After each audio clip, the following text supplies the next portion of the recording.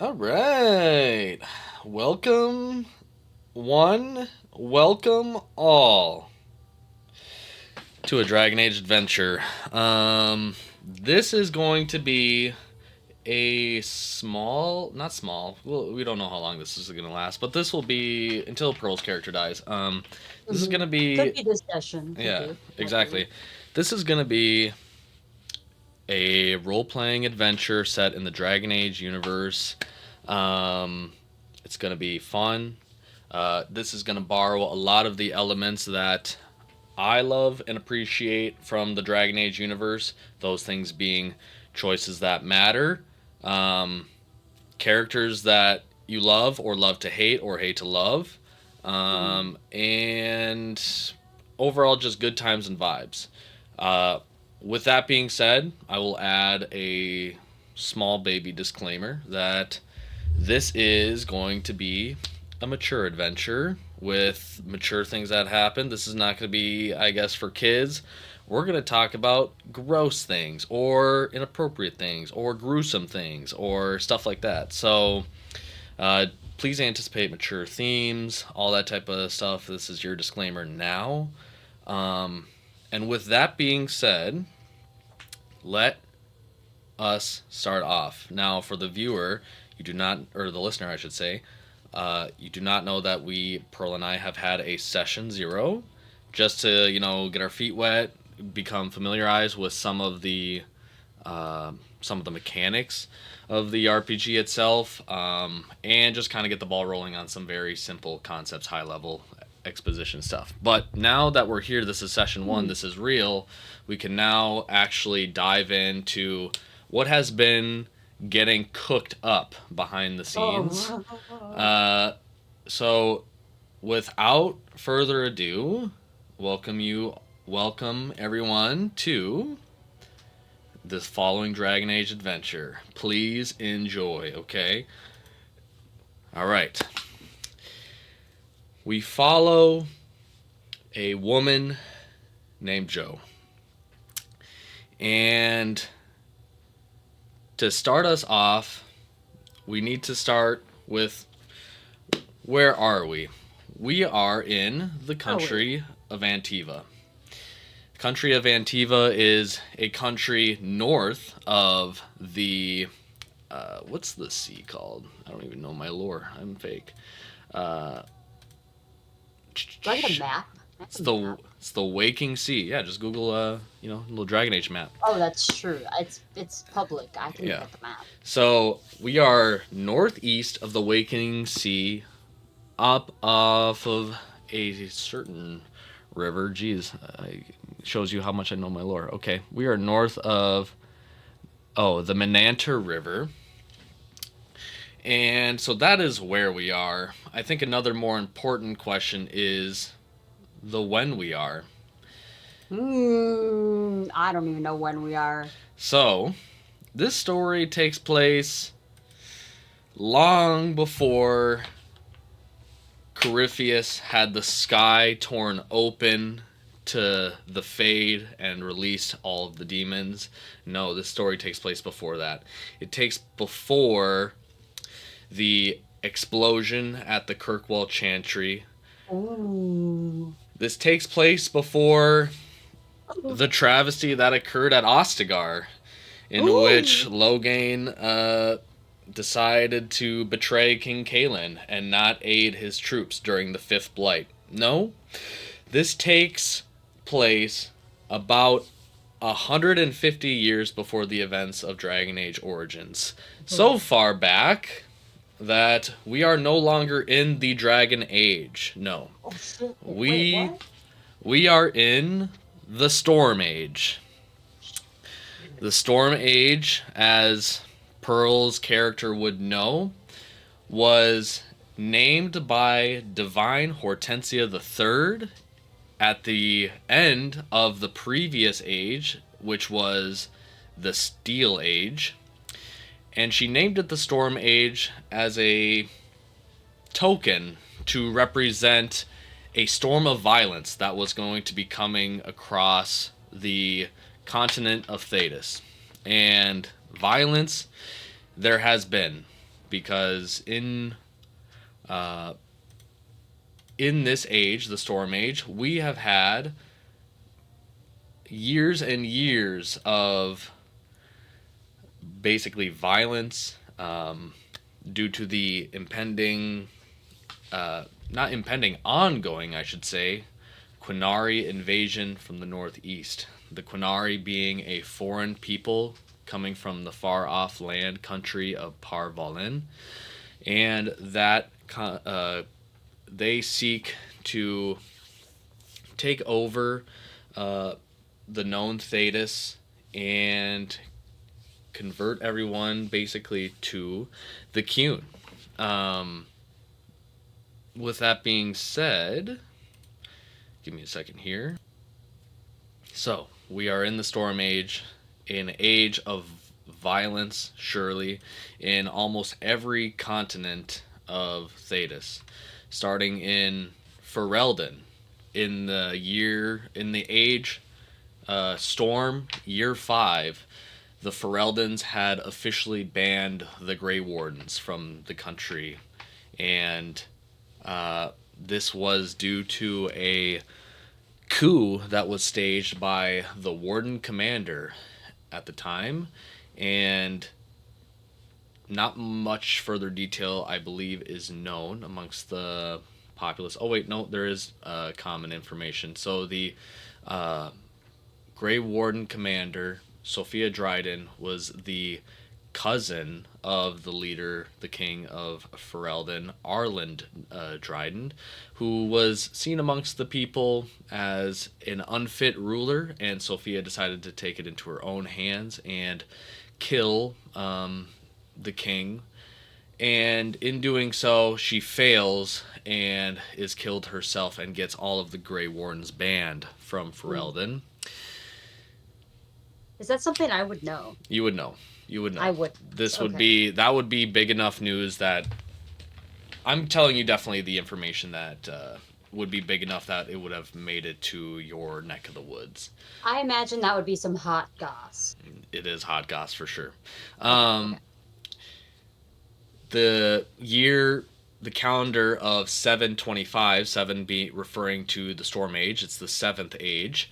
25 being the year within the age, so 725 is the first year of the Exalted Marches.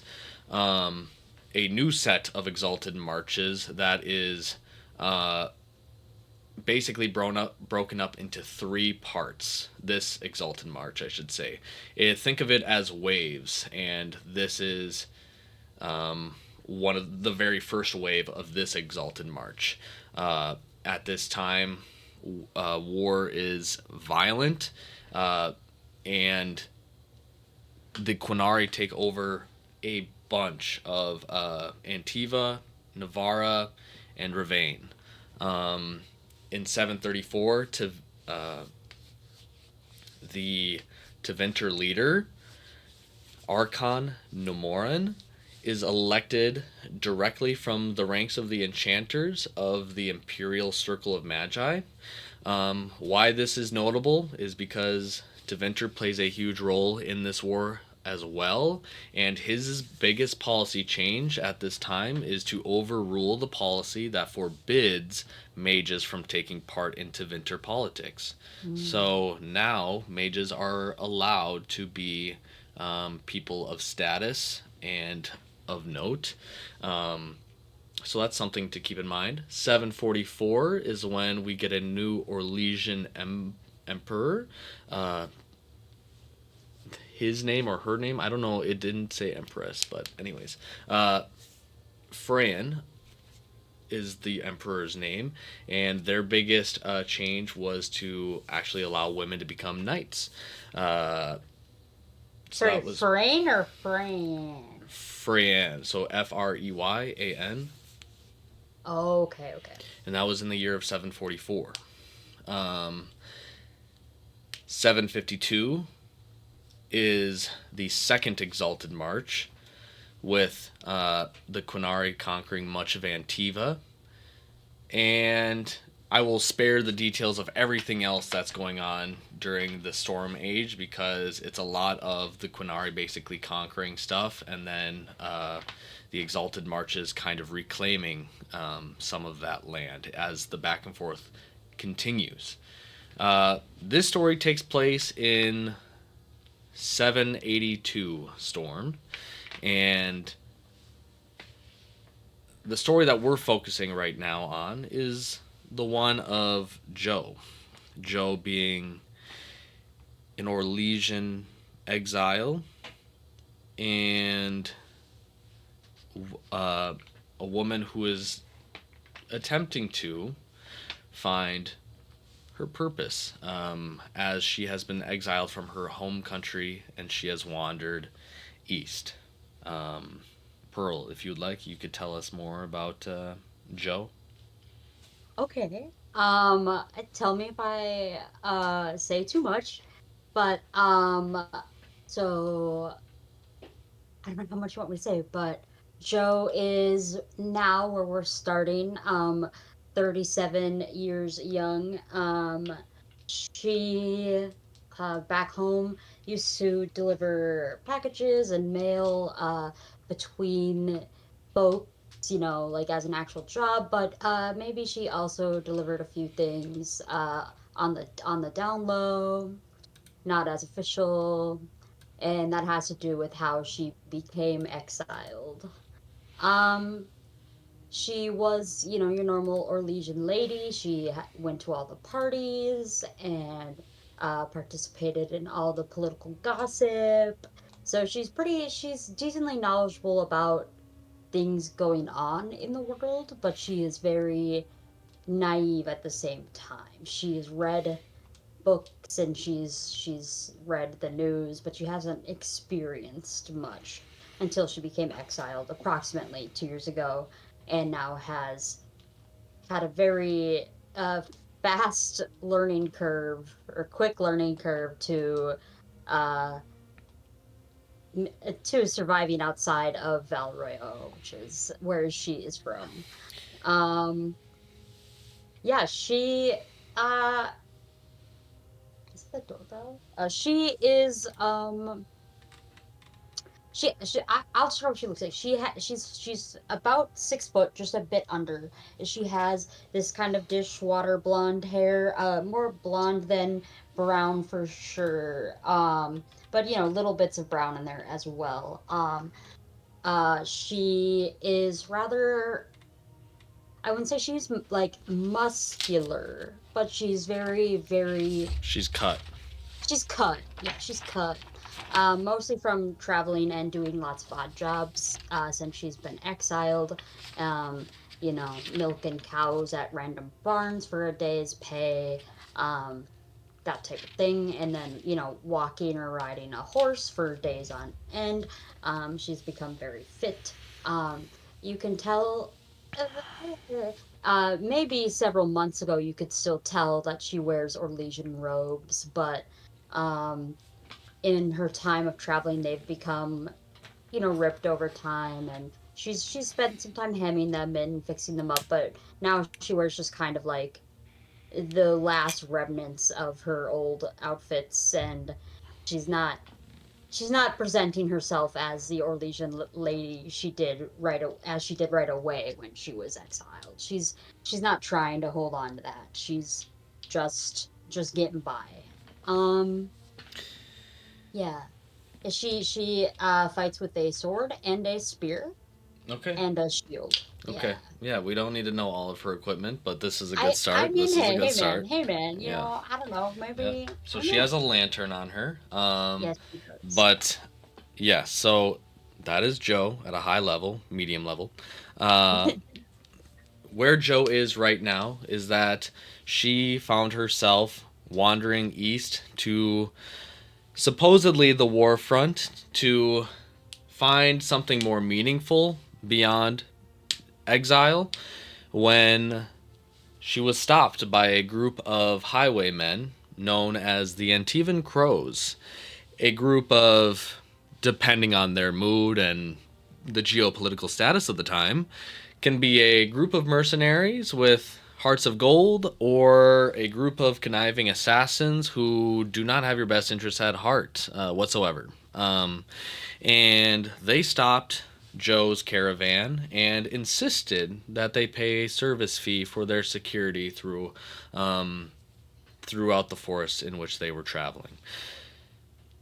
After some, let's say, tough negotiations, an agreement was made where two of the Antivan crows would come with Joe and company throughout the forest. After an altercation with the wagon driver, the wagon was seemingly stopped, and uh, the wagon driver left. One thing led to another, and the wagon was raided by some inconspicuous trees known as sylvans. And these tree sylvans, oh man, they rocked their world. They And were not nice. they basically sent Joe and company, specifically referring to the Antivan crows themselves, Bront and Zariel, sent them running through the woods. Bront being a stalwart, short little dwarf that is um, has a little bit of an attitude to him, a little bit of sass, but he's a lovely man. And Zariel, who is the elven wordsmith, he's very conniving, very intellectual, um, and yeah, basically they ran through the woods. They have fought a couple of crows, and we ended session 0 specifically with Joe coming across a Yeah. we'll say for the purposes of the picture, she came across a charcuterie of Quinari, Jesus Christ. um, and they were dead outside of a wagon, unsure if the wagon was taken or if the wagon was theirs. Um, they were all dead. There was a seemingly oddly unfamiliar, we'll say, weapon that was a golden rod with a pretty long handle that made it seem like it's a two-handed weapon, even though it can very easily be wielded with one hand. And after some inspection, Zariel came to find a set of footsteps leading off deeper into the forest, and Bront is still kind of looking in the caravan, but he did come out. Now we get to the start of where we are, session 1. You know, so many minutes into the recording, because that's how this works. And we now follow Joe. And right now, we have probably the biggest decision Joe needs to make right off the bat. Keep things fun, keep things spicy, keep things fresh. Mm. All right, Joe. This is what you're dealing with right now. A Zariel, lot. Zariel, he is a lean man. He has pretty lean stature, proportions. A little bit taller than you, blonde. Has a little bit of a freckly look with green eyes, leaner complexion overall. But with he's wearing medium armor right now, and as you know, he is elven. And we have Bront, who is has an adorably super thick chin, big button nose, and a black braided beard to accompany his bald head. Bront, Bald? Oh my gosh. let him be, let him be. Bront, obviously being dwarven, and he wears heavy armor. Um, so you have a choice to make as you're wandering deeper into this forest. Do you catch up to Zariel, or Oh, do you walk with Bront? Because if you all are at full speed, um, Bront loses Zariel, and Zariel uh, trails further off before you guys could catch up. bruh. Um, okay, so I know what Pearl wants to do, but that's not what Joe is going to do. Joe will hang back immediately with Bronto. Because She is she's not mad at Zariel. That's not right, but she's frustrated with how he just kind of huffed off a little bit because he just kind of left and went off, it felt like, and she doesn't quite really get it. Um, and she also thinks it's reckless, and they should probably be sticking together because it's like nighttime, and a bunch of Canary were dead, and he walked into the woods towards where the footsteps from whoever probably killed them walked off. So doesn't seem very smart. But she's gonna stay back with Bronto because she feels like she's already mostly lost him, and it would be not smart to like try and run and catch up, and then maybe lose both of them. But she'll, I think, ask Bronto. She'll be like, "Hey, Bronto, or Bront, apologies. Um, should we, should I try and catch up to Zariel, or do you think if we just walk, we'll find him? Do you think he's going to run off? Is, I guess, partially what I want to know. How much you trust him?" Uh, Bront would look up to you and he ponders this because he doesn't know if you're trying to size him up or size up Zariel in terms of like who would need your protection most likely. Um, he ponders for a little bit and he's like, "Well, given by the looks of Zariel, he's definitely a lot more dainty than me. Uh, Yes, I this can is true. definitely hold my own. I'm not really too concerned. And you saw me back there. If another one of them trees, if they come out, I know how to chop wood. So you can Yes, that certainly is walk with how. me, but it don't matter to me." And he'll keep, with his chest out, he'll just keep marching to the beat of his own drum. She will. Gosh, she feels really bad if she like leaves him. She's like, ah, You just met him. I know, but like, I feel bad for him a little bit. I'm like, okay, well, Bronto, you are a gentleman. I think I will run after Zariel then.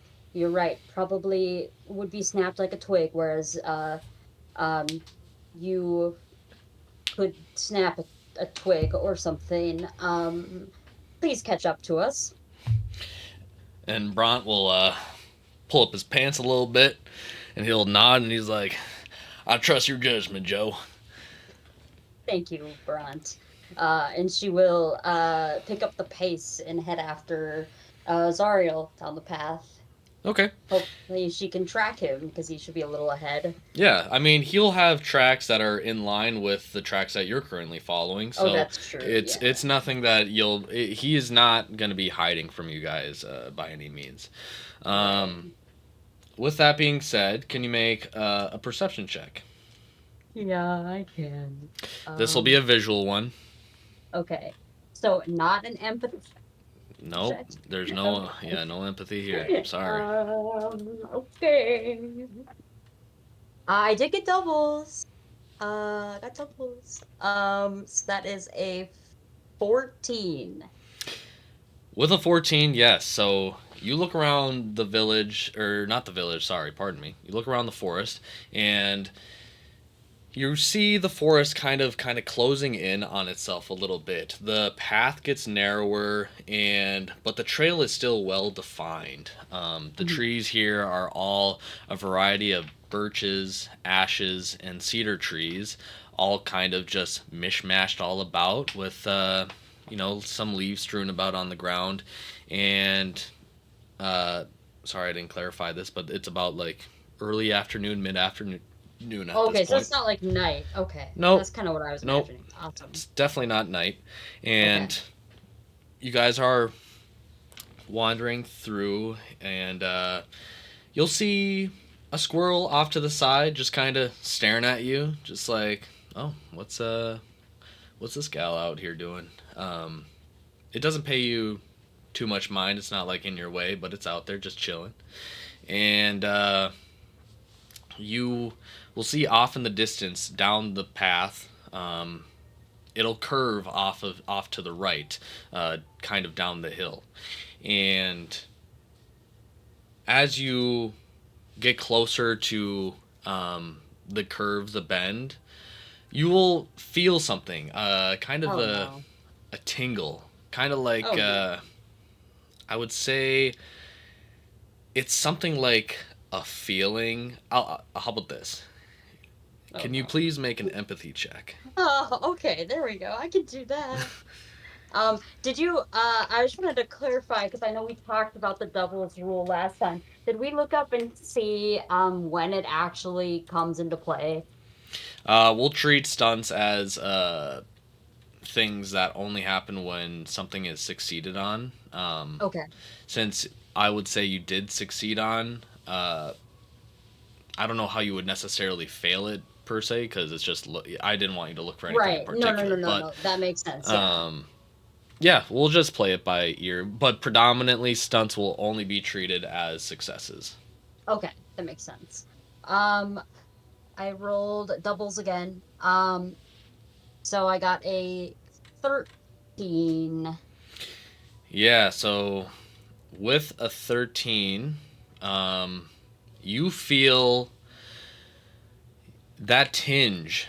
Um, you search deeper within yourself and you look and look deeper. You're very good at looking inward. You're pretty good at self reflecting. I would like to think Joe is. And you look It takes deeper her a little bit, but she gets there. and you feel something that I would say you haven't felt since you may have initially left Val Royale, initially left Uh-oh. Orlais, and that is the feeling of despair. Oh no. You feel that coming down your back, and the only thing that you know that could be giving you that feeling, because you yourself, Joe, is not feeling that, Yeah. but the clothed golden rod on your back is Oh. giving you that feeling of despair. Um, gosh. I want to hmm. I want to keep walking. Let me finish this. Oh wait, don't. Okay, I want to keep walking, but um, I would like to take the rod off my back, um, and try to. I don't even know what we would say, but like, I guess focus on it or try and like figure out how I'm feeling that from it because I'm not really I am not magical per se. I guess everyone has like the innate magic, but like I'm not like a mage, so Yeah. I'm a little confused on like how I'm getting such a powerful feeling from this probably like regular object or something. She doesn't really know what it is. Yeah. So yeah, Let's I want to let's let's walk make and a cultural lore check at disadvantage. oh no. So is that going to be rolling the six die? No, you'll just be roll. Well, you'll be rolling the three die, but just twice, and you'll pick the lower total. Okay. Oh, okay, okay, okay. It's coming together. It's coming together. You got this. Um,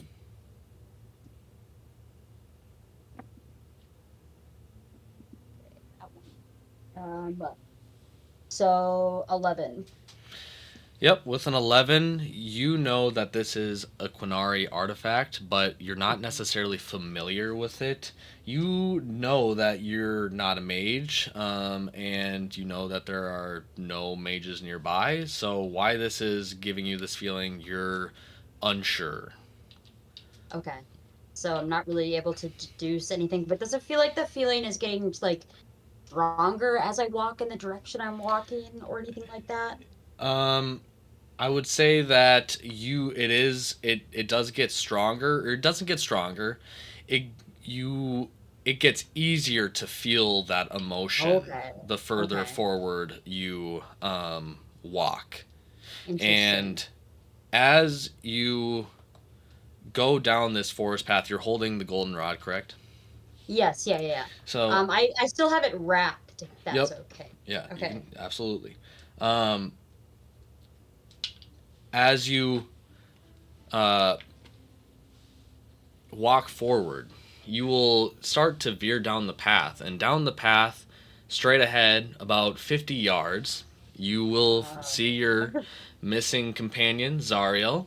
He looks normal and of sorts, and he is currently standing adjacent to a doorway to a small cabin out here in the oh, woods. Um, the cabin is nothing that's substantial. I mean, I guess cabins for an Orlesian woman like you are just generally kind of substantial, considering you were yeah. always in a pretty metropolitan city by medieval standards. Um, so that is of note, but the cabin looks like it could not host more than an average sized family adequately.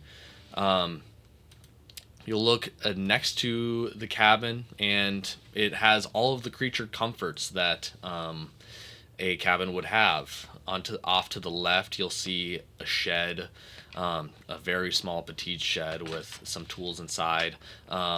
The right side of the cabin, there will be a fenced-in area where chickens once were, but you're already getting the vibes that this cabin was abandoned due to the ongoing war effort. And Mm. poking out from the sides behind the cabin, you can kind of see the remnants of what once was a garden. But Zariel, he is standing adjacent to the doorway and uh, notices you Oh walking no. down the path. Okay. Do you do anything, or do you just continue to walk forward? If he notices me, I will, I guess, wave. I'm not gonna say anything because I don't know if maybe he's like you said he's standing pretty regularly, but in case there is anyone nearby, I don't want to like alert, you know, them by speaking, but I'll wave so that I acknowledge that he has acknowledged me and see how he reacts to that. He will acknowledge your wave by slowly putting his pointer finger to his lips to make the shh sign. Okay. He's standing right next to the doorway to the very front of the cabin, and he seems to be awaiting your arrival. Oh, okay. Well, then I will sneakily, I guess more yeah, sneakily walk down there so that I hopefully don't step on a branch and make a bunch of noise. You may do that. Can you actually give me a stealth check? I can. Oh, very bad. Very, very bad. Not good at all. Oh no. 8.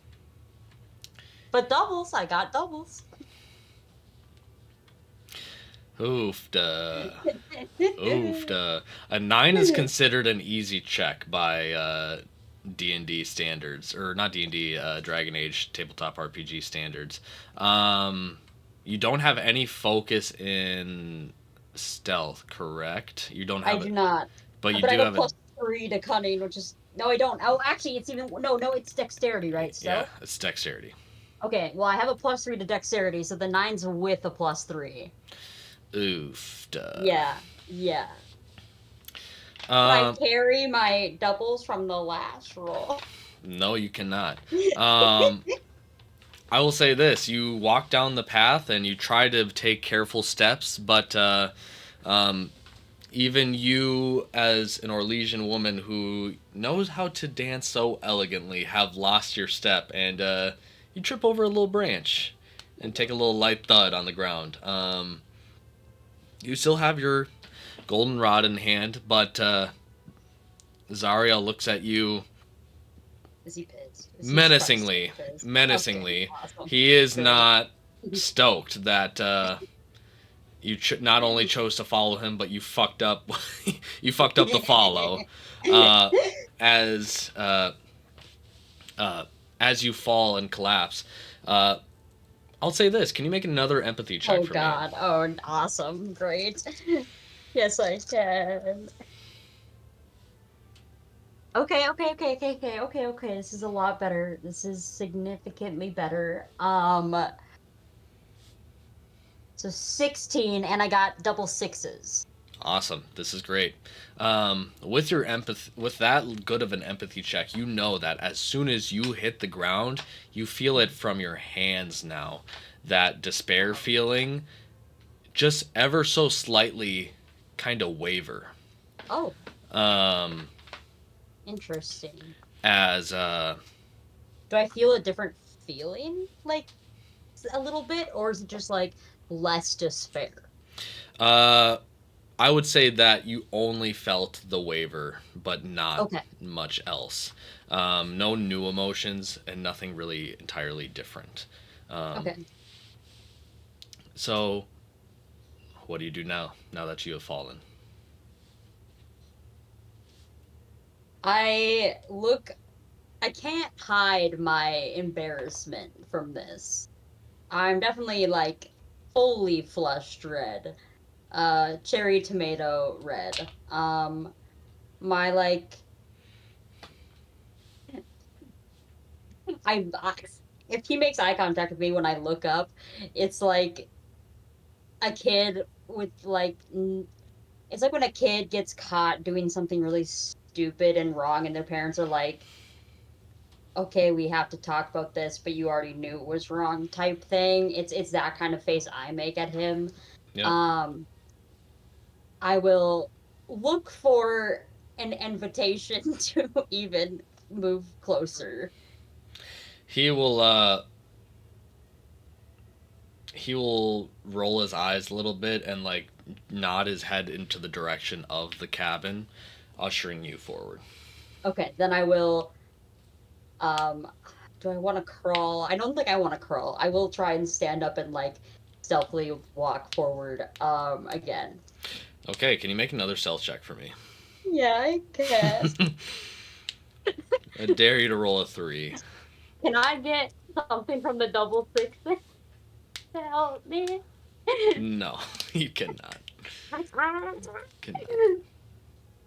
Okay, so this is better. This is better.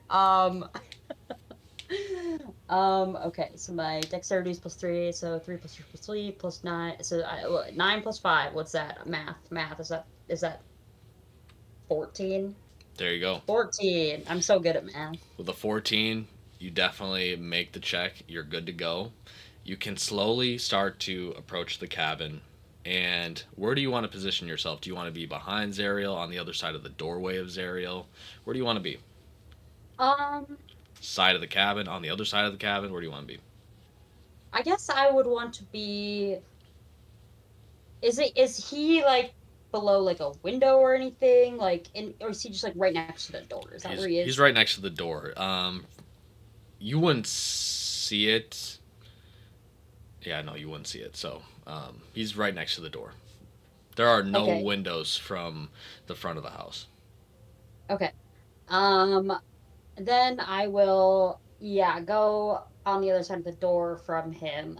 Um, and slowly try and gain my composure, get the flush out of my face as I kind of settle next to the door, um, across from him, um, trying to see if I can hear anything when I get there or anything, understand what he's doing, if he's just hanging out, waiting to go in or what.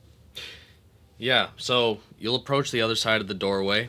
He'll look at you and he will point down to the doorway onto to the ground, and you'll see that the footsteps that you guys have been following this entire time lead to this cabin. Um, Um, and he points to the doorway and he mouths the words. I would say because you guys are so close together and you are good at playing the game that you would understand him mouthing the words of Mhm. they are in there. Mhm. And he looks at you with a slight nod of like, would you be ready? Oh, to fight. She'll kind of hesitate for sure, but she nods back like, "Yeah, I would be ready." She does not. She wants to ask like, "Who are they?" But she's not going to. Okay, well, thank you for letting me know. This is gonna help a lot. Um, I will say this: you can make one last empathy check. Okay.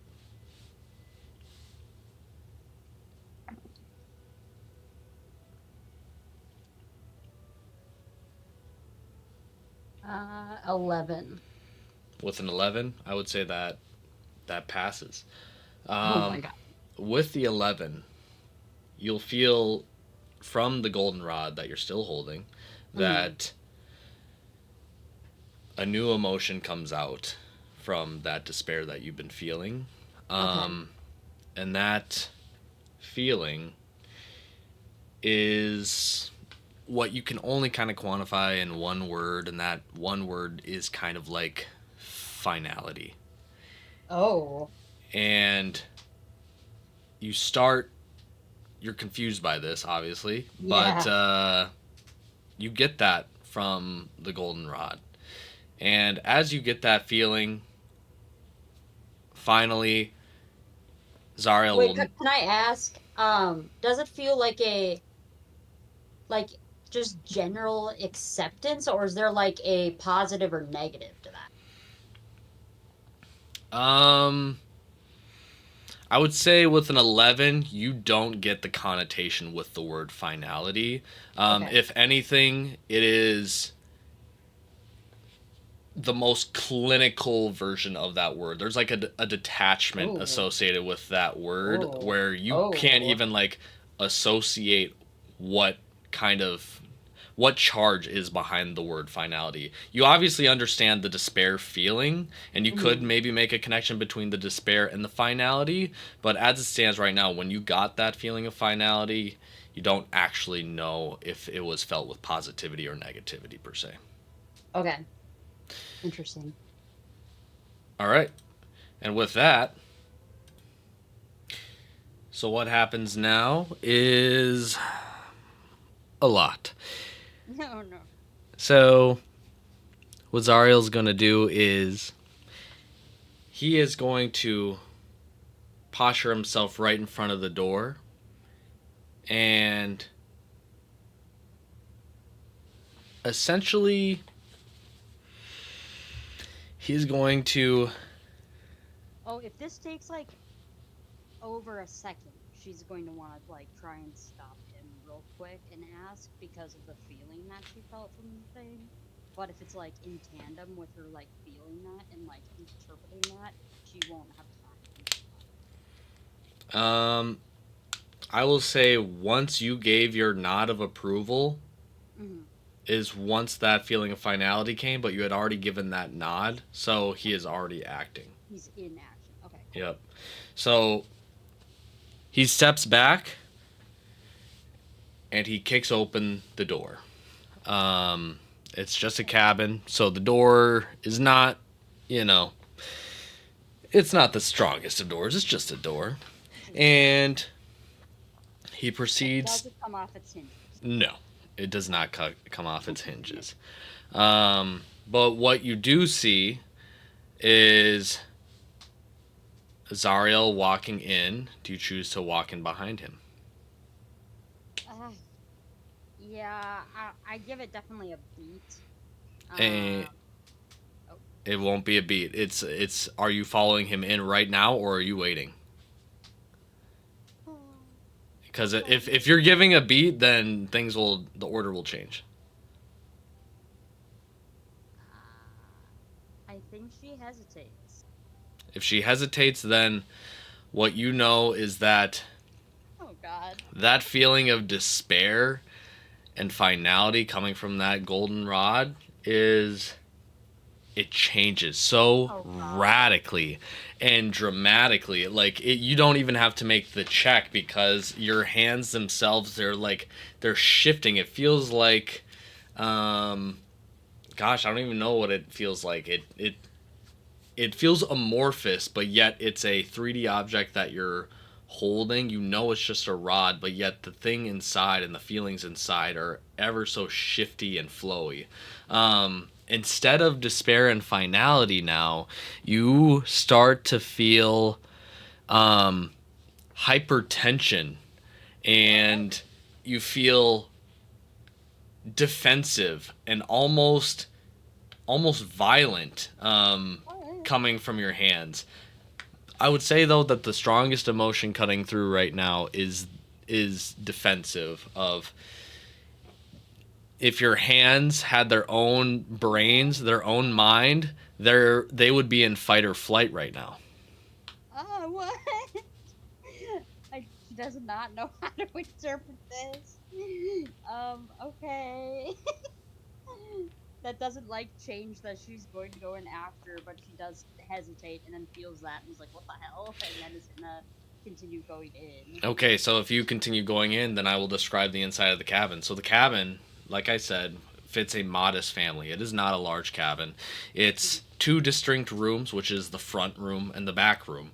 The front room being the room where almost all of the kitchen stuff would be, small table with a little set of chairs off to the left, a little kitchen set, very petite stove, and just a couple of rags and stuff in the corner. A small tub with water in it and rags next to it.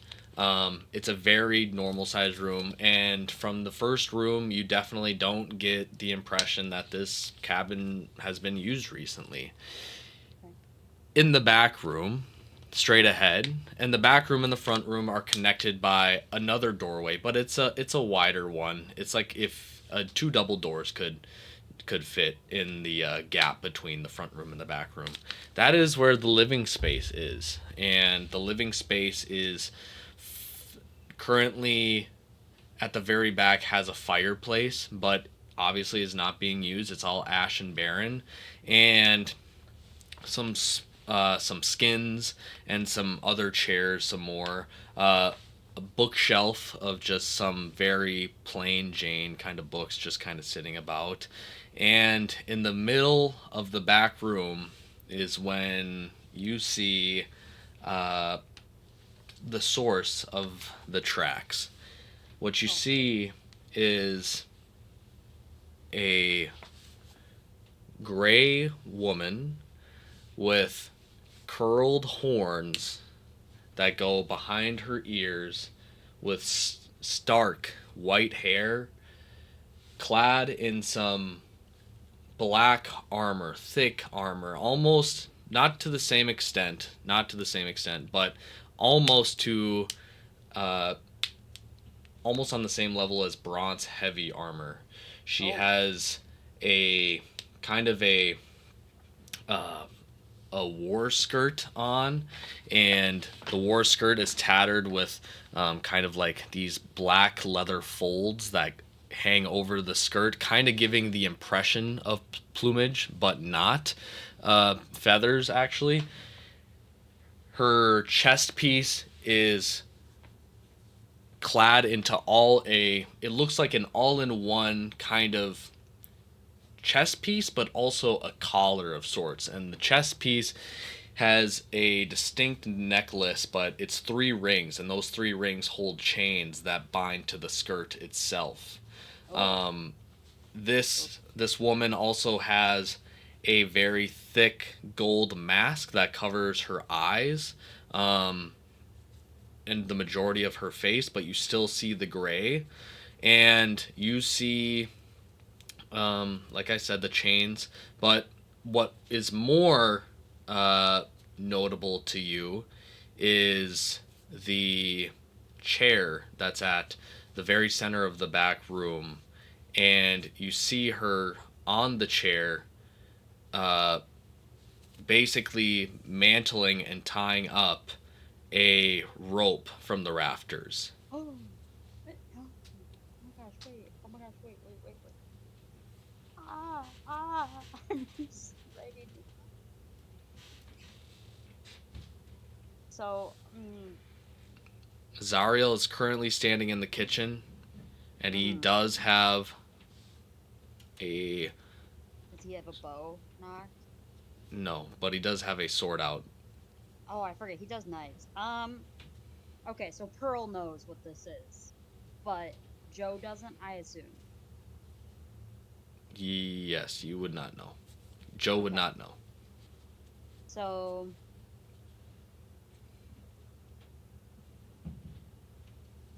he pulls out a sword. That's interesting, because she's like, how many feet away? How many feet down the hall is this?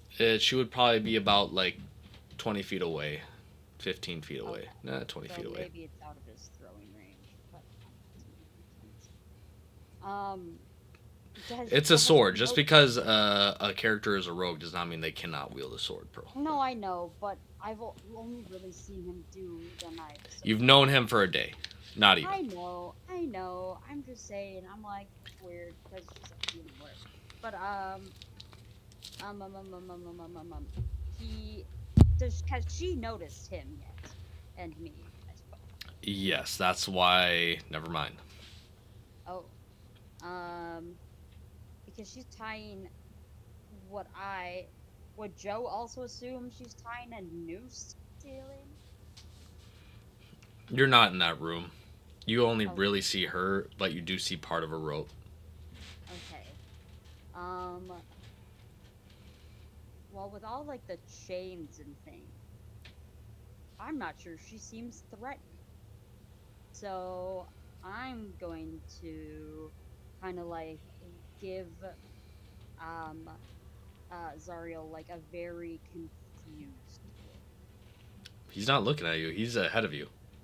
Fuck me, fuck me. He entered the cabin first. I know. Um, You can look at him though. You can.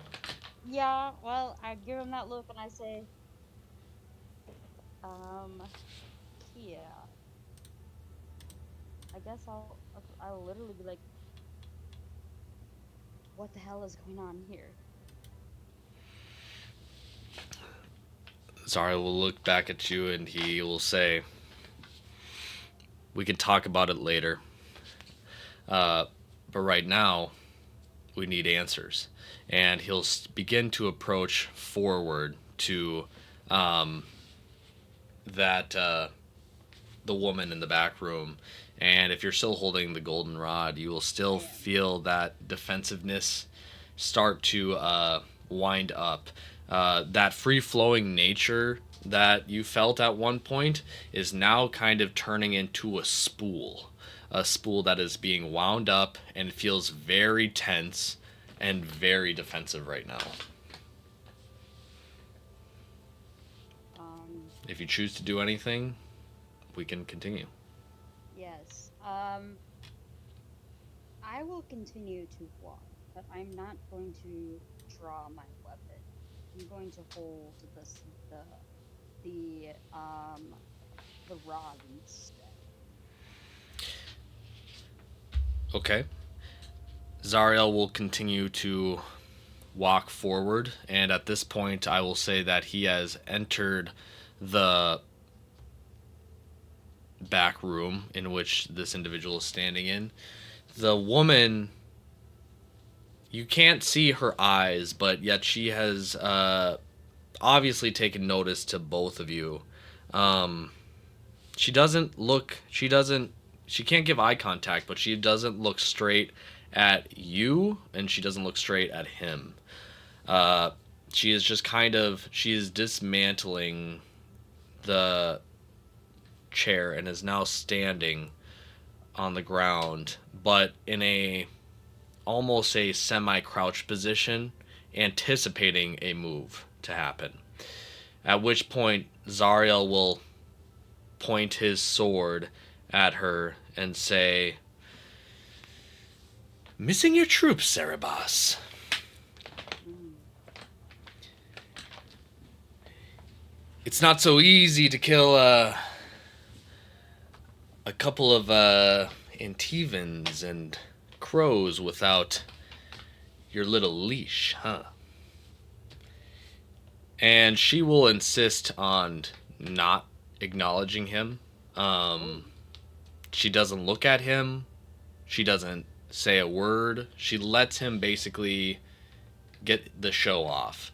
Um, Mm. and Zariel will continue on and say, "Oh, quiet just like the rest of them, are you? Not much to say, not much of a talker? Well, thankfully you have this chair pulled up because I think we're going to be spending quite a bit of time talking." And he will attempt to put his hands on her to sit in the chair. Do you do anything when this happens?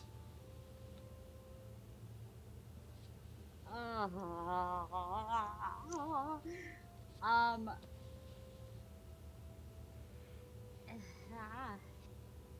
Um. If he's just talk to her, how naive is she? Um. Do I you think do he will. anything when this man puts his hands on this woman? She doesn't like move to stop him, but she's like, Zariel, what is happening here? This woman is alone. He looks up at you and kind of confounded a little bit. He will say, "So an enemy in isolation is no longer your enemy, Joe? Is that how it works? Is that how they handle things in Orlais?" No, I don't understand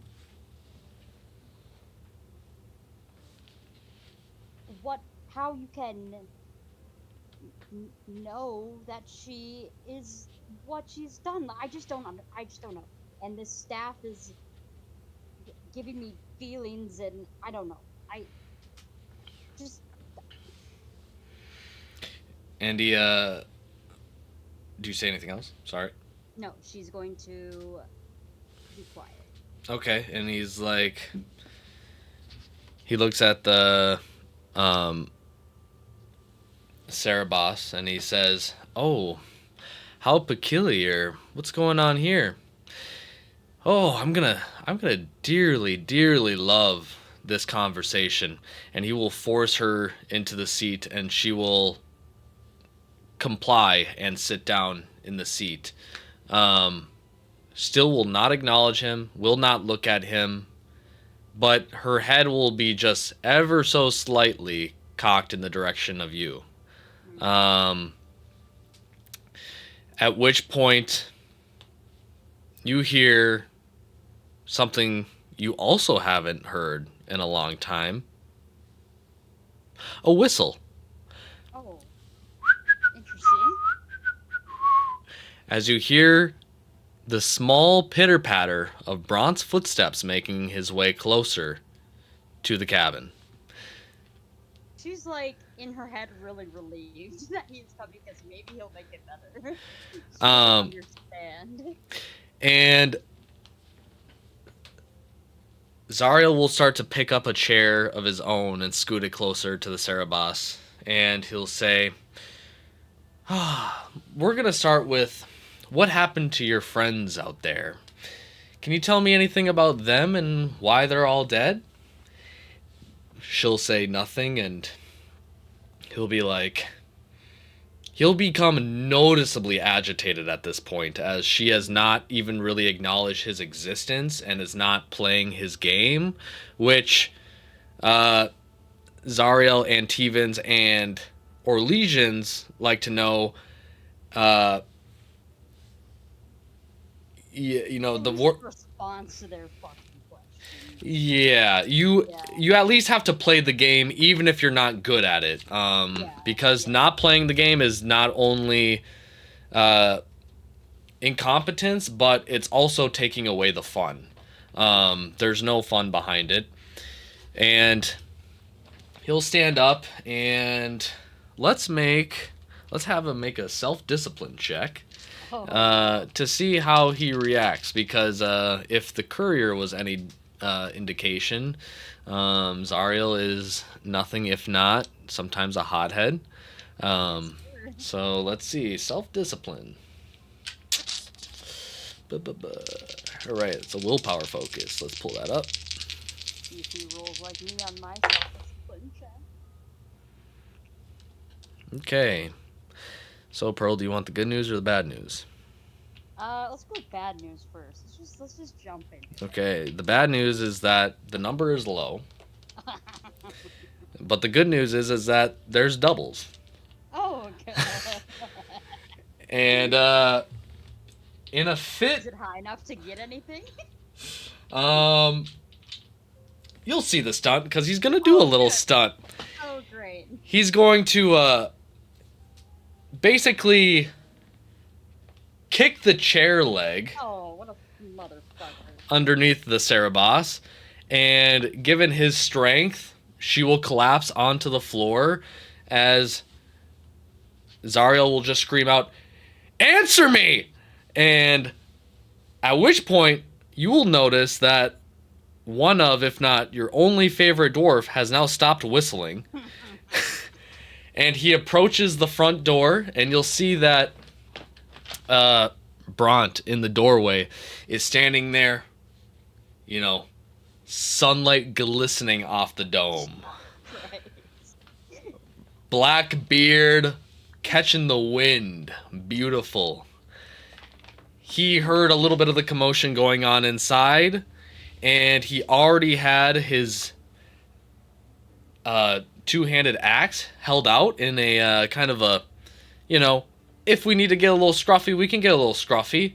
Upon walking into the cabin, he will notice the Cerebos, and he will uh, start to aim his body forward as Oh, if God. he would run in. And at which point, Zariel is kind of he's turned his back away. He's kind of doing those rotations. He's kind of pacing around the room in frustration. And you get a new feeling, potentially, if you want to make another empathy check.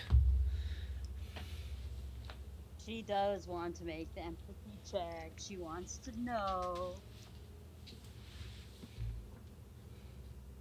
She rolls really bad. Um, I believe that is a 7. Hold on. It's just really bad. Um, okay, so an 8. I did get Okay. double ones. Yeah, wow, geez Louise. What an operation we're running around here. I'll say with an 8, not a great one, but you will feel the hypertension. You know when you're fishing and you catch a big fish and you're trying to reel it in, you're trying to catch it, and you feel like if you don't make the right maneuver, give enough slack, you feel like the line could just snap. Yeah. Let's call this like the metaphysical equivalent of that. Um, the tension that you feel in your hands and the defensiveness that you have felt in your hands is so strong to the point where now you, and with your proximity, you're so close, you are getting a new feeling, but it's not actually a feeling, it's now acknowledgement. Oh. And you feel in your hands and in the back of your little Orlesian melon, No. you just get one word. Oh no. And that one word is permission. What the fuck does that mean? Okay. Permission. At which point, Bronto will be starting to walk into the cabin. And now, can you make a perception check, a visual one? Yes, I can. Uh, Also not good. That is a God. Is that a 7? That is actually a 7. Okay. Well, thankfully the check was not too difficult. Jeez, all my D&D music sucks. Give me a second. All right. After a quick music adjustment, we're back. With the 7, the check was so easy. I don't even think I should have made you make a check, but it's okay. Anyways, not the point. The point is that it's not a glance now. The Cerebos is Like staring looking at directly you, at me. Okay. and you just get that feeling in the back of your head, permission. Mission to what? Mission to what? Yes. Is does it seem? Can I even tell? I probably can't because I rolled so low. Um, I'll ask and you can say no for all you can. But can I even tell if like the Sarah boss is asking for permission, or if it's like it's trying to tell me something else? Like The it's. the rod is asking for permission. Mm, That's the only logical explanation you can really think of right now. You don't know what the permission is, and but you do think you understand permission works in a very binary sense. It's either yes or no. So with a empathy check, mm. you can channel a yes or no, however you would like.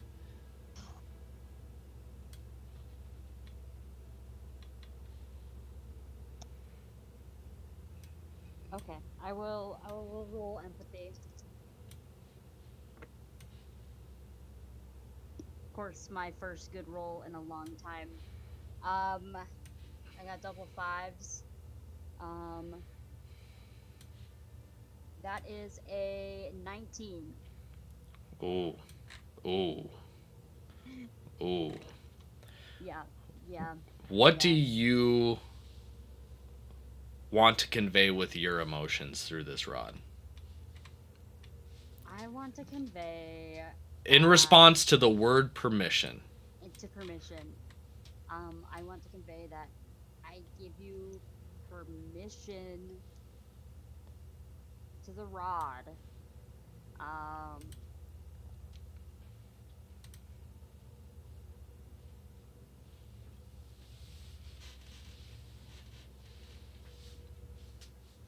Permission, basically at the simplest level, permission to like speak plainly, like make this easier for me.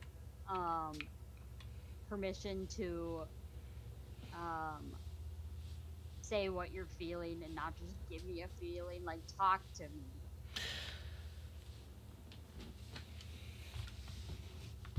Okay. Well, there's some good news and bad news, Pearl. Which one would you like first? Let's do the good news this time, Patrick. Let's do the good news. The good news is that you send with a 19 on the roll. Your yes is valiantly accepted, open arms. It is heard. It's sent through that rod and you don't see where it goes. It seemingly goes nowhere. You just said yes to the universe and just manifested something you are not completely aware of. Yeah, The bad news is that you don't it's not the know best. where permission was coming from and what the permission was for. Yeah, But that's the fun of this Dragon Age tabletop RPG adventure, is I that you are know. going to find out what you gave permission for. Okay. As as the Cerebos is kicked down onto the floor after losing a chair leg. Shout out to chair legs out there.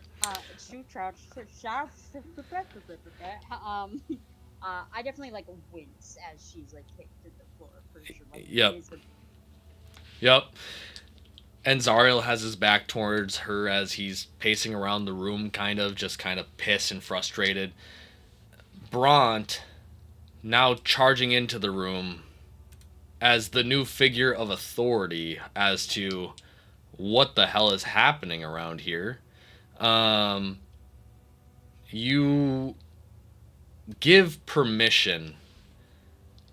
The Cerebos looks up at you before you even finish that entire inner monologue of what you want to give permission to. As soon as yes was sent, she looks up at you through the mask and just nods Oh, what the fuck? and gets up on one leg and one knee, or gets up on one knee, almost in a proposal stance from her fallen position.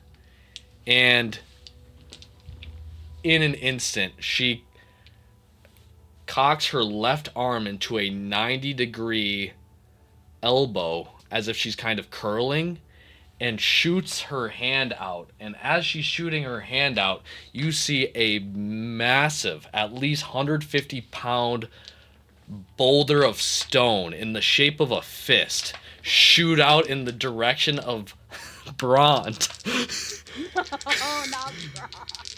as she is now rolling to hit and gets 2 6s and a 3 for a 16 total. That is going to hit. I'm going to need everyone here to roll initiative God, what have I done? as Are they even gonna help me? as Bront is now sent back outside the cabin, Oh no, my poor dwarf. rolling, and pandemonium. Oh, my dwarf. My poor dwarven friend. I rolled, tell me when you're ready, actually. I'm gonna get all the NPCs down and then I'll get you. You're all good.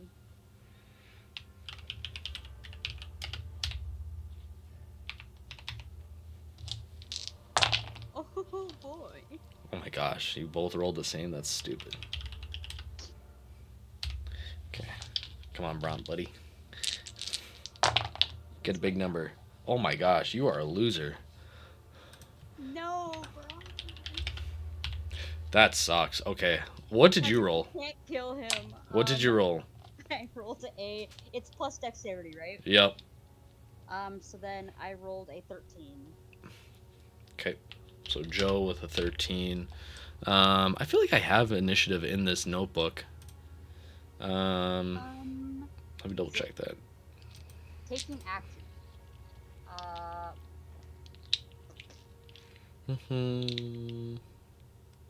Anyways, that's a whole other thing. Anyways, so we are at a key juncture here. Unfortunately for you, Yeah. you get to go first. No. I knew it. I'm not excited for it. I wish some of these other characters rolled better. But now you are first in this initiative as this prisoner is now, one knee punching Bronto out the cabin. Zariel barely has an opportunity to react. It is now your turn Jesus Christ. to decide what happens here. As I lost one of my dice, I dropped it. Oh, I found it. Did the Cerebos make any vocal noises when the spell happened? I'll say this. Can you make a auditory check? Okay, I can. Oh, actually, not bad. 13. With a 13, you would hear that under the swiftness of her movement, you would have caught, I should say, the ever so slightest of just as she's just under her breath just heaving a giant rock from inside her. Okay, so the fact that she can talk slightly bothers me also. and that she's been like standing there because I don't understand what's going on. Um,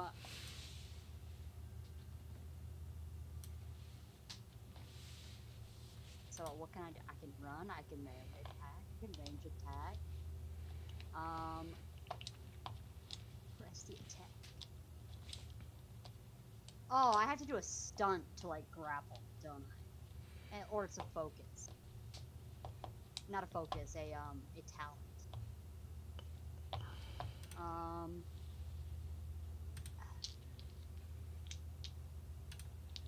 main weapon by and weapon and okay. You can use shield of all sides. Oh.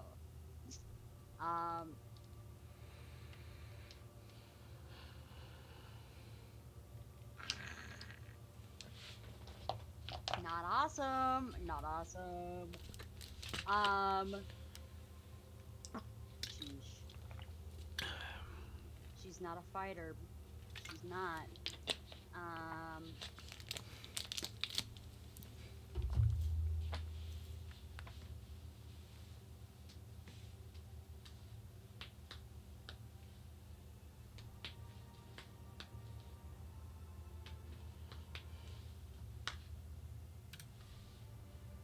I'm gonna charge at her. Um, and try and like stop her from casting further spells because I don't want that. Yeah, because that is what she thinks to do.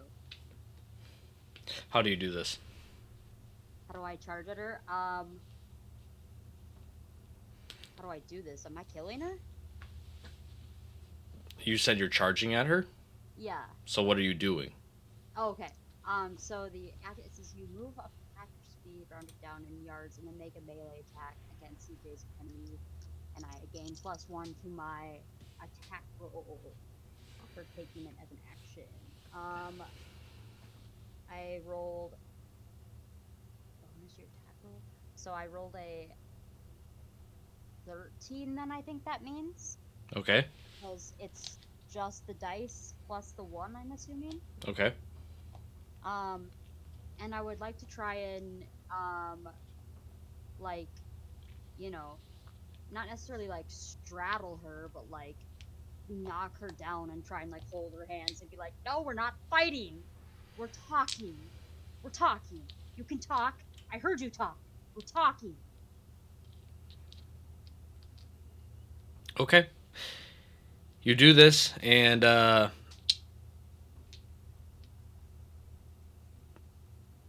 so you're holding on to her. Yes, yeah. So I have to drop the rod, I assume. Did you drop the rod? I think I have to because if I want to use like both my hands to hold her, I have to drop the rod as I start to charge. You can unequip it. You can still have it on your person.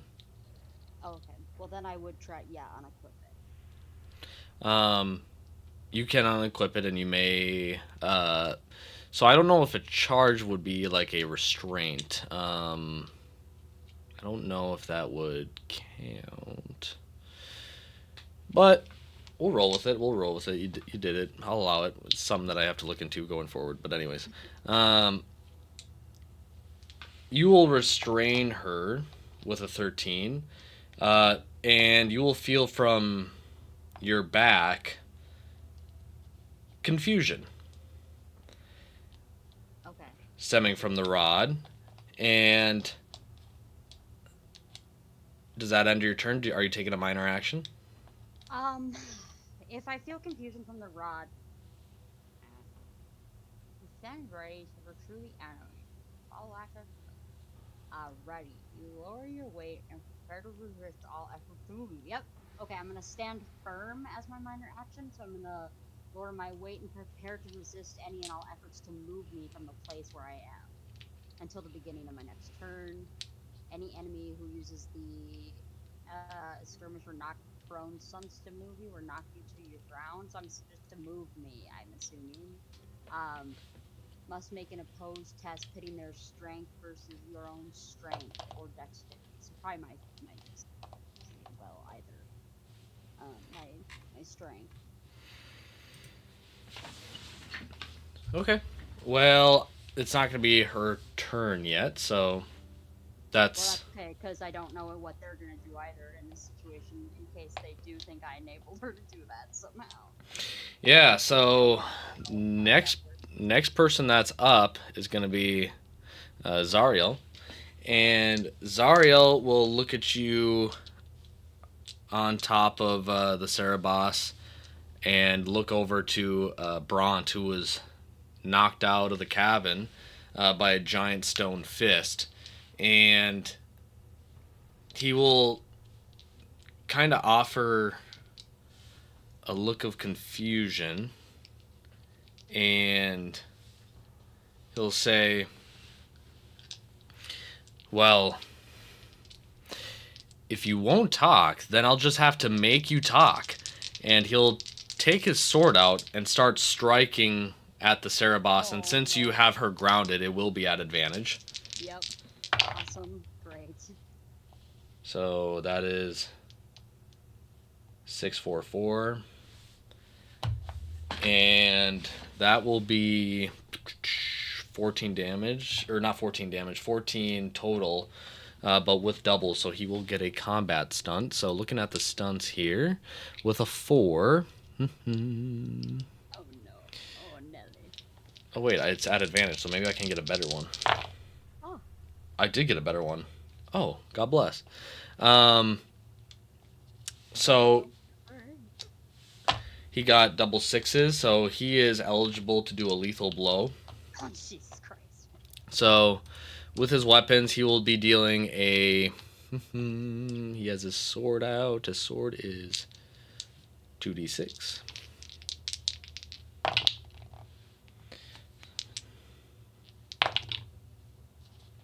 So that's going to be 10 damage total. He actually rolled pretty bad considering lethal damage.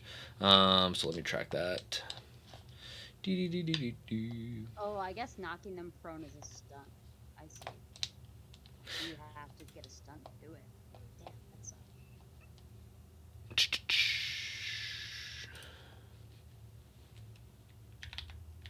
Okay, so Cerebos minus 10 HP. Cool. Then that'll end his. Well, actually, let's look at the minor actions real quick. Minor actions. And.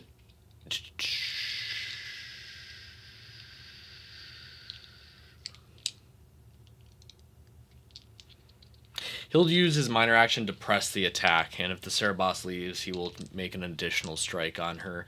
As it's now her turn, um, she is going to try to.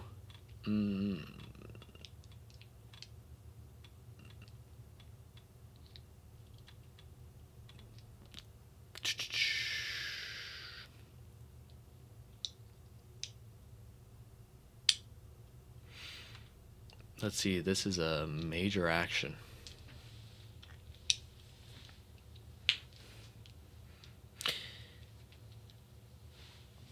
Okay. She is going to cast Flaming Weapons, Oh no. but not on herself. She is going to cast it on the golden rod on your back. And what was once cloth wrapped is now burning with a seemingly ineffective flame to you, Okay. as the flame is now have burnt off the cloth and it's just sitting on your back and it's burning. And that will be it. She will take the minor action of uh minor actions. She'll take the minor action of guard up, and she will add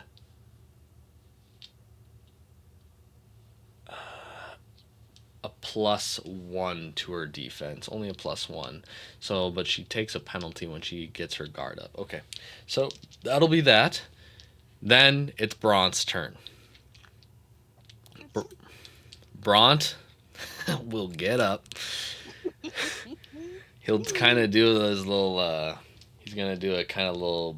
What do they call him? Like little burpee. He'll do the. He'll kind of do a little scoot up, and he'll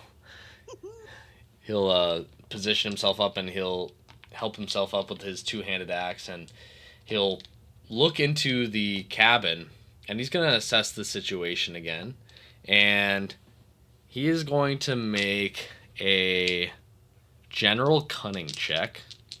No, Bronto. That's cocked. Okay, that's a 9 total. With Man. with a 9, he's not fully understanding what's happening at the moment. But what he does know is that there is a mage woman currently on the ground, getting struck by Zariel, as Zariel is just cutting into her as she is partially chained up and not responding to him.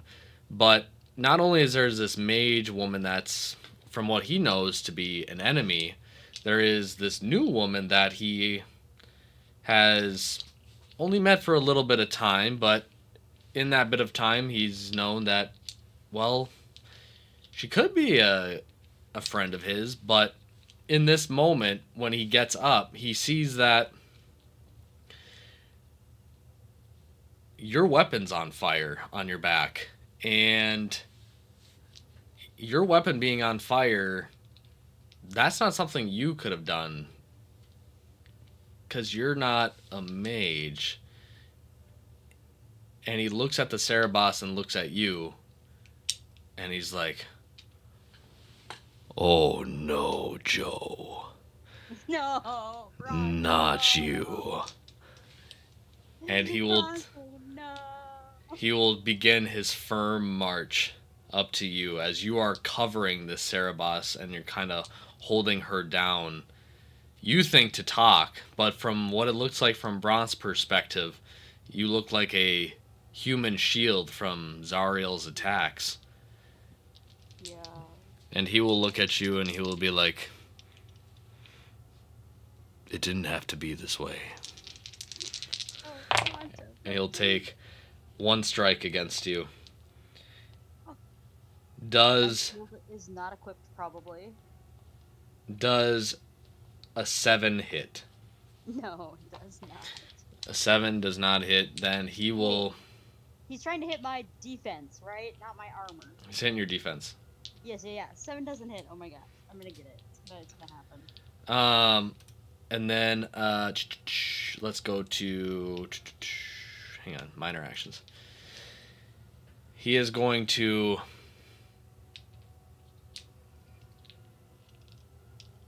press the attack on you. Oh wait, no wait, hang on. You attack one. Okay, charge, defend. Attack one.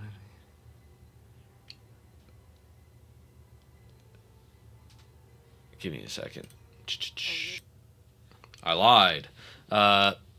Does a 12 hit? No. Okay, then it is.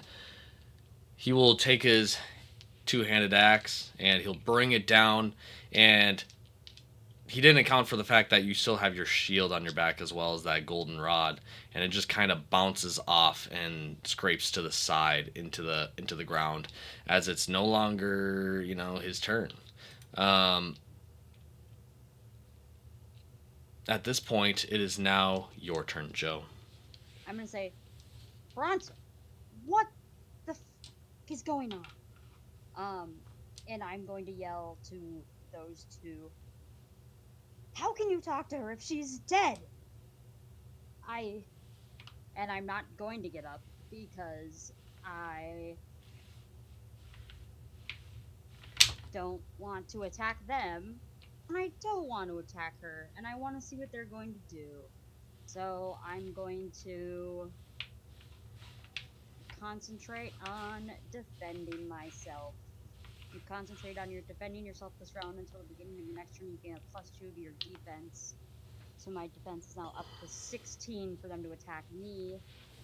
And then I want to so again, do the minor action of like standing firm. So like staying where I am, like holding her down. So if anyone tried to move me off her or she tried to move off me, they would have to roll against my strength. Okay, that sounds good. Then in that case, does that end your turn? Yes. Okay. It'll become Zariel's turn, and Zariel will look down at you and he'll say, well, she doesn't seem too keen on speaking as is, but since your little golden rod is already burning ablaze and she doesn't seem to be throwing a fist at you, why don't you try to get her to talk? And Can I answer him? he'll take his blade and just point it ever so slightly, like inches away from the Cerebos's throat. Um, at this point, you will feel kind of a.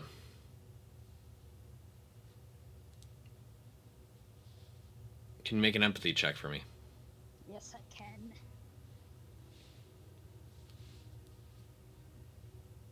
Um, uh, that is a 13.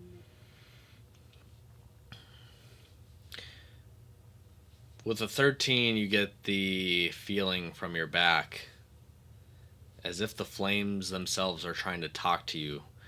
You start to get this feeling of rage as Zariel insists on holding his blade towards the Cerebos and won't waver. Zariel will take um, the press the attack minor action, and will take the defend major action. Mm. At which point it'll be Brant's turn, and Brant will be like, Joe, I'm beginning to I'm beginning to take a liking to you. Oh. Get this thing to talk, and I won't swing on you. And he will do the same thing that Zariel will do. Press the attack and also defend. And it'll go back top of the horn to you. Joe will kind of sigh a little bit. Be like, "Thank you, gentlemen, for showing some restraint. Um, hello, ma'am. Sorry to put you in this position. Um, I heard that you can speak because I heard a sound come out of your mouth, which I assume was words. Um, do you speak this language I am speaking to you?" And it is whatever the most common language, whatever language I speak with them. Yeah, it'll be the Dragon Age equivalent of common, aka fancy English. Um, uh, you will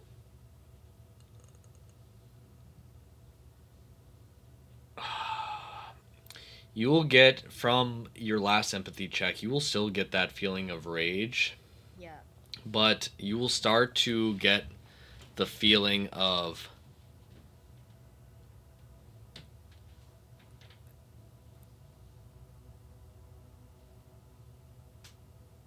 I would say you would get the feeling of yield, Mhm. Okay. and that's all you get. Okay. Are we still in this initiative, or can I keep trying to speak? Um, you have two Antivan crows that are still armed, looking down at you and the Cerebos, and have already, you know, cut open the Cerebos already. Uh, I would say you're still in initiative because you've only addressed the Cerebos. Right. Um. Well, I'm gonna keep taking the actions I have been taking until something else happens, but I'm going to continue to just try and get her to talk on my turns while taking the same actions. Okay, do you So want to it's gonna say take anything to Zariel and yeah, yeah. I'll say Bronto? something. Because part of mediating is talking to both parties. Yes, yes, yes, yes, yes. I'll You, say as an one. Orlesian, would know that. Yes, yes, yes, You, yes, as yes, Pearl, would know that. yes, yes, yes, yes, yes, yes, yes. I just didn't know how much time I had. She would say, "Gentlemen, could you please enlighten me? Is Cerebos this woman's name? I understand that she is a Kunari. What is Cerebos? Why is she chained up? Because to me, it looks like before she started casting spells that you were attacking a defenseless woman, and now I see that's not quite the case, but I'm still very unsure of what is going on here." Zariel, still aiming his sword at the Cerebos's throat, will say, "There is no such thing as a defenseless Cerebos. This Okay, is a Quinari mage, and she, regardless of who is with or without her, very powerful. You, as an Orlesian, would know that. I mean, you've been near circles before, circles of magi. The most novice of mage is a deadly mage. is he looking for a response from me? Or can I respond in this moment? He's taken the same actions as well of press the Yeah. attack and defend. His sword still aimed at the Cerebos, and that'll be his turn. He says those words on his turn. Okay. Bront will take similar actions and um, will say,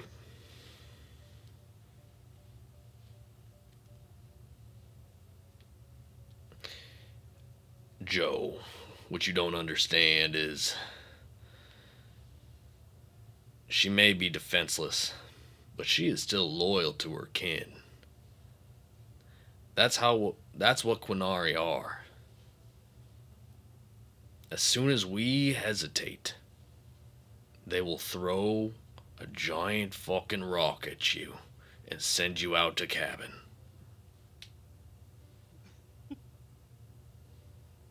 Joe doesn't laugh. She does not laugh that. She thinks about laughing today. Um, because that is what happened.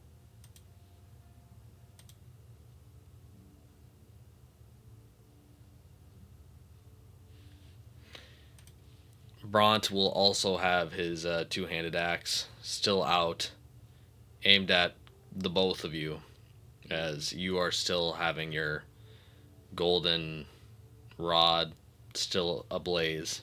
Mm-hmm. And you still get that feeling of rage, Right. and Because still that of feeling of yielding. okay. But she does not move or speak. Not underneath you. Okay, so then I assume it's my action again. Yep. Um, Joe going to say,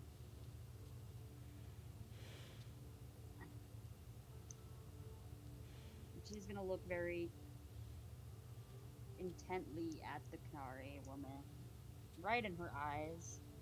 Joe doesn't have a problem with eye contact, especially between a mask. She's used to that. Um, and she's going to implore the woman to please. I feel like you're trying to communicate with me, but I am struggling with how to receive this. Please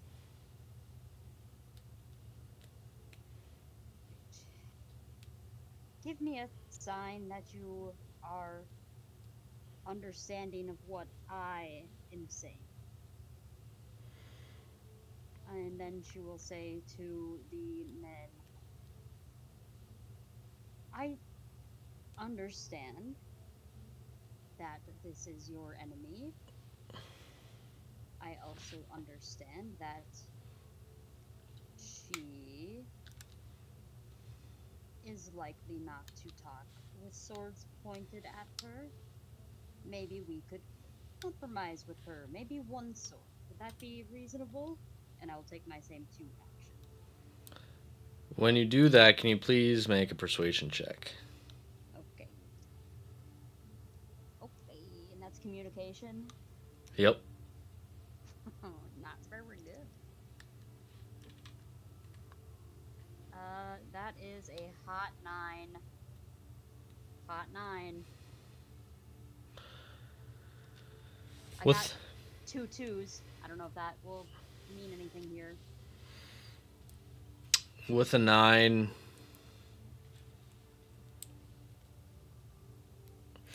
with a 9,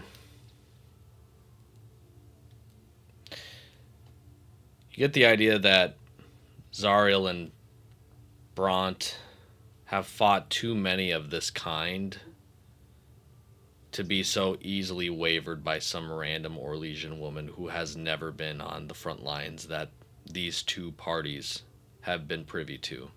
Yeah. The weapons will stay out. Mm. Zariel will say, if I am assured that she means no harm, then I will put away the sword. And when you are talking to the Cerebos about a form of acknowledgement that she understands you, Mm. you will feel from the rod that there's a level of, in that rage, but in that yielding, you will understand that there's a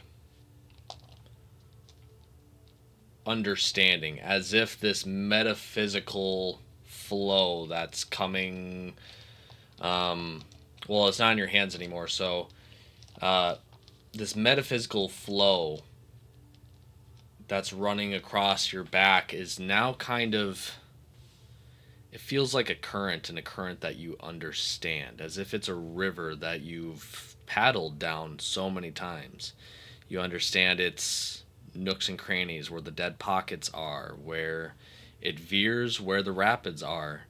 And you kind of get this impression that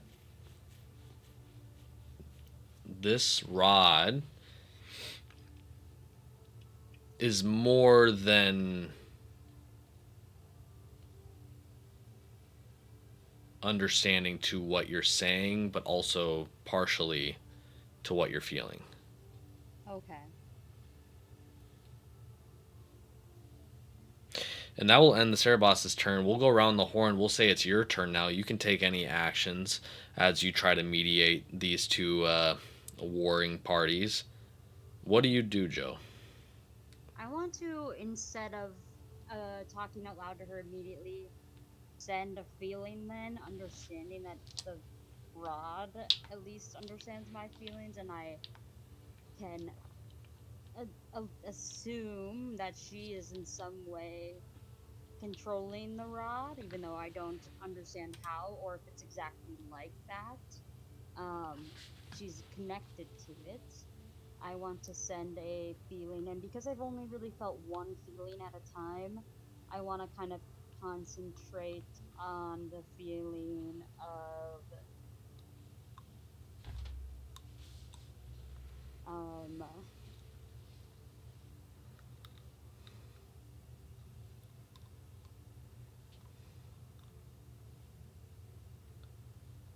like the feeling of compromise.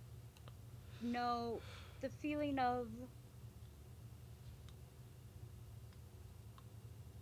I think she wants the Kunari to understand that she wants to understand the Kunari, and this is the only way she can facilitate that at the moment, as if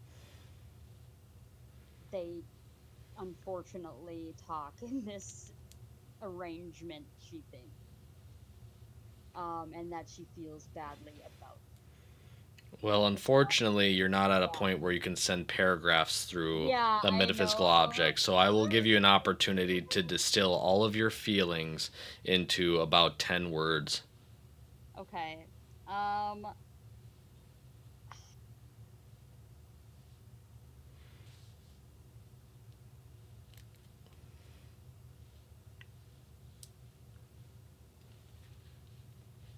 um, she wants to convey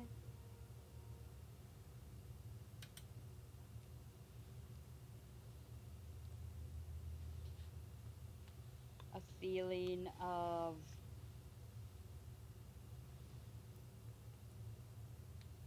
that she wants to help but doesn't know.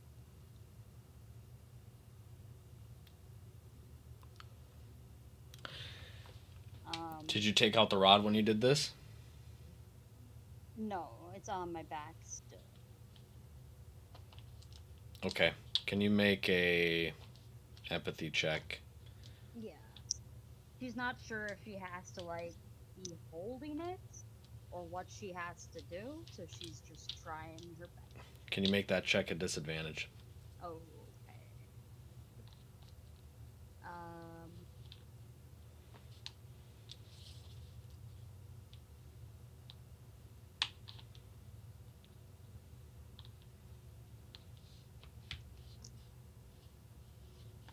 let's see. Oh, that's good. Um, that is 11.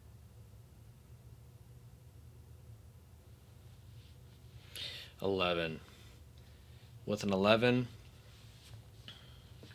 you can send some of those feelings that you said down through the rod, through the current that is on your back currently.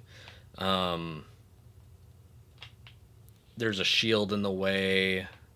Yeah. It's There's going through clothing. There's not a lot of nerves even really on the back itself to even really have a feeling to be connected with this thing.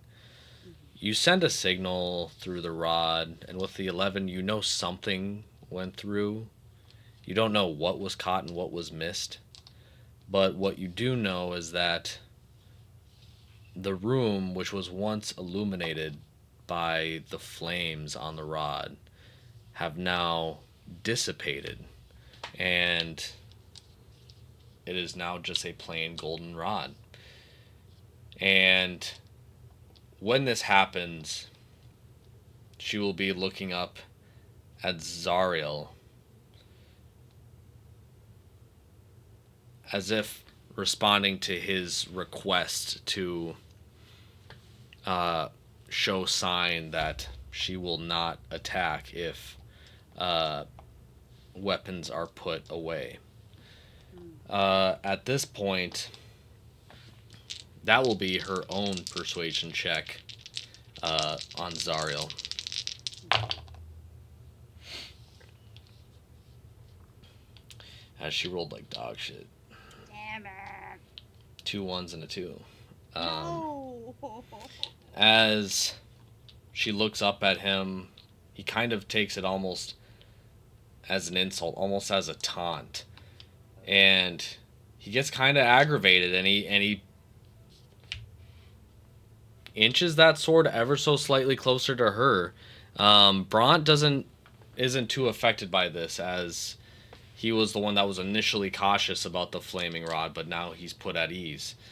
Um, I'll say this: you have one last shot of attempting to Okay. mediate this. Okay. She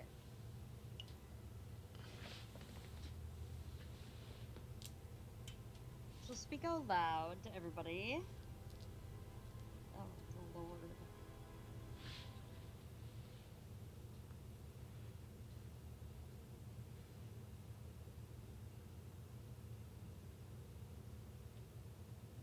can tell me if this is like putting too much together outside of what you think she could figure out.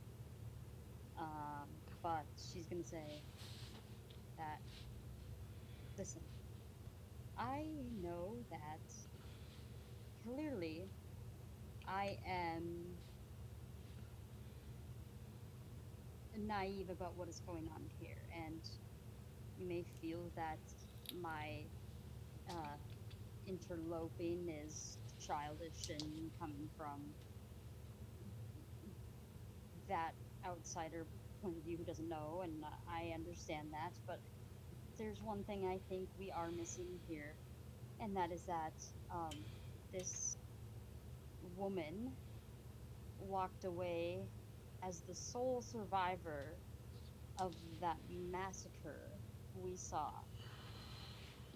We need to know what happened there, because if I was looking at that and saw that, I would assume that somehow she, I don't know, fought against her own kin, and you say that's not possible, and I want to believe you because I know you for at least a day, and you've seen like you guys can at least, I don't know, be compromising. I want to talk to her, but I assume that she has the same guard up that you all do. And I don't know how best to say that I feel like we need to give her a little more time, but I don't feel like you guys feel safe with that. How can we take one more step to de escalate this?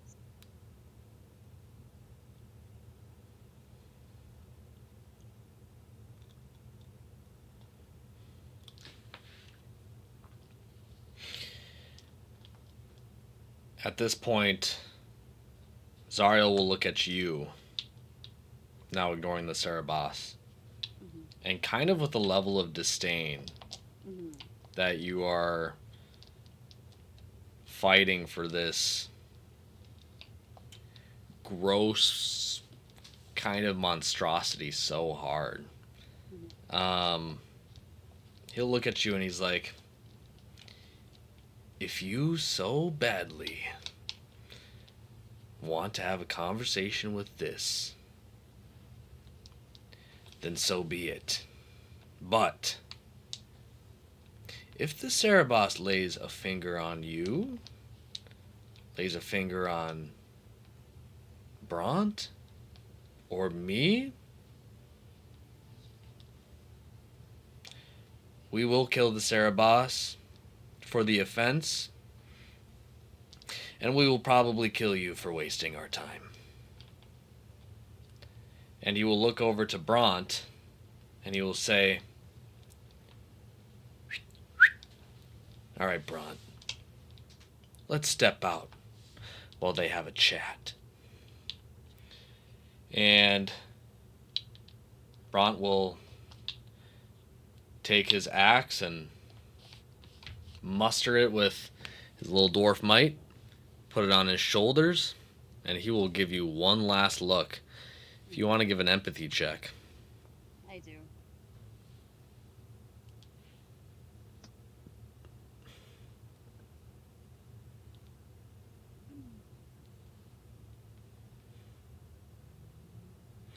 14.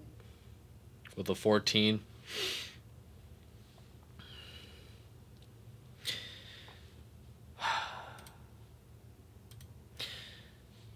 Bront looks at you with a look somewhat similar, actually very similar, to a look that has been singed into your brain. Awesome. Because it is one of the most important and one of the, not one of, the last looks your Uncle Conrad gave to you when you left Val Royeaux. And that look is one that is a look of almost confusion, admiration, but underneath it all is kind of just the slightest, a teaspoon, if you will, of disdain of why are you doing this now? Everything was there was a natural order to things prior, and now you're insisting in this to be your way. Um, Once he locks eyes with you and communicates that through his burly beard and button nose, he'll take his walk outside of the cabin and shut the door behind him. And what you find is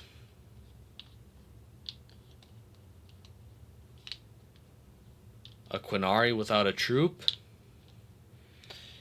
an exiled or legion, and an abandoned cabin. The Cerebos is looking at you, and she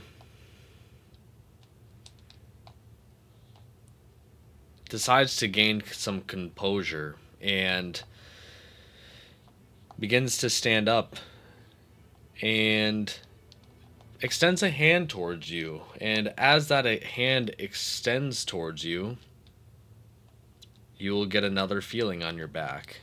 And this feeling is something that you felt before, and that feeling being permission. Hmm. Um, I will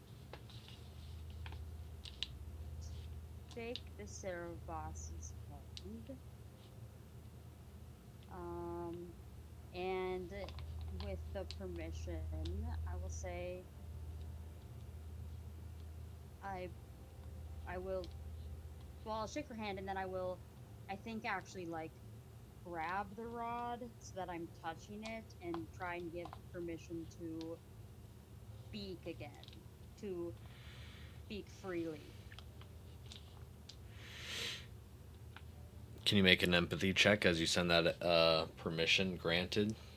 Yes. That is 15. With a 15, the message is received loud and clear. She looks towards you through the mask, and with the most modest of tones, she says, "Hello." Um, Joe will say hello, and she will curtsy, um, and say, Sarah Boss, my name is Joe. Nice to meet you.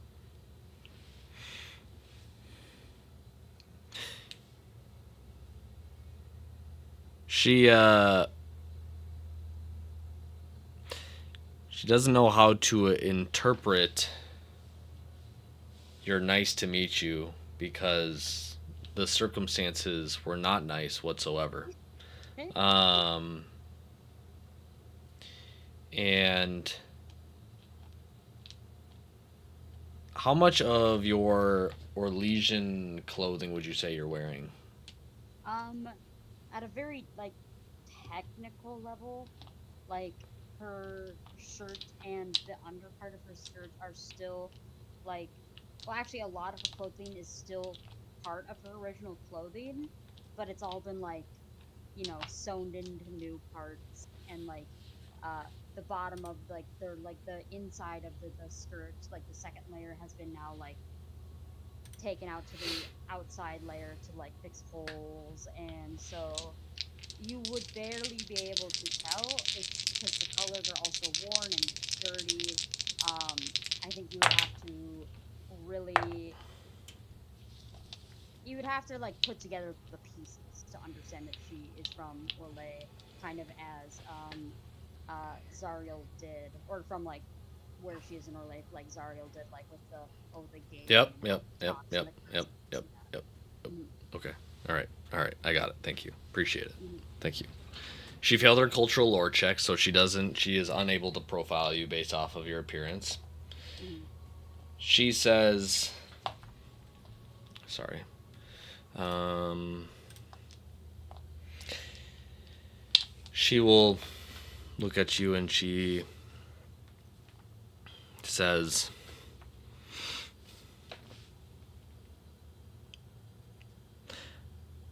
"Why have you decided to come here?" Uh, she kind of tries to not make a surprised face. But she will say, um, "I've come here. Uh, I have come here." She's like, her heart's like pounding out of her chest from what just happened. Also, um, she's like, "I have come here to try and start a new life.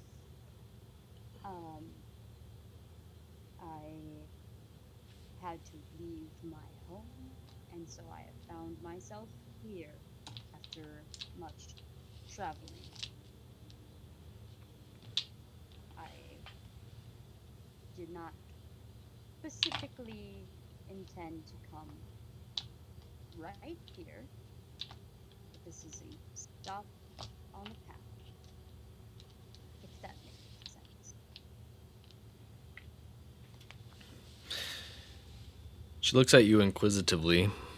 She's like, "Hmm, you didn't mean to come here, yet you somehow saved my life twice." And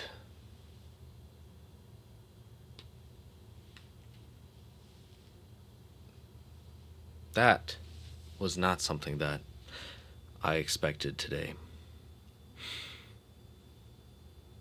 She will look on the rod at your back and kind of connect the dots. And she's like, "Ah, you have found my Avarod's device. I suppose you were getting some of the feelings that I was feeling prior to your arrival. What did you discern from that rod?" She is like holding the rod a little, like with one of her hand while it's still on her back, and she now has like been confirmed that the rod has something to do with the feelings, but she says, "Oh, I well, I wasn't sure that they were your feelings for sure until now. But at first, I felt sad for the rod. Um, and then I was confused because, well, the rod seemed to be accepting of some kind of end or something, and I wasn't sure if that was because of something I did, which got me nervous because I would not want to put some something, even a rod, into that position, I suppose, unknowingly.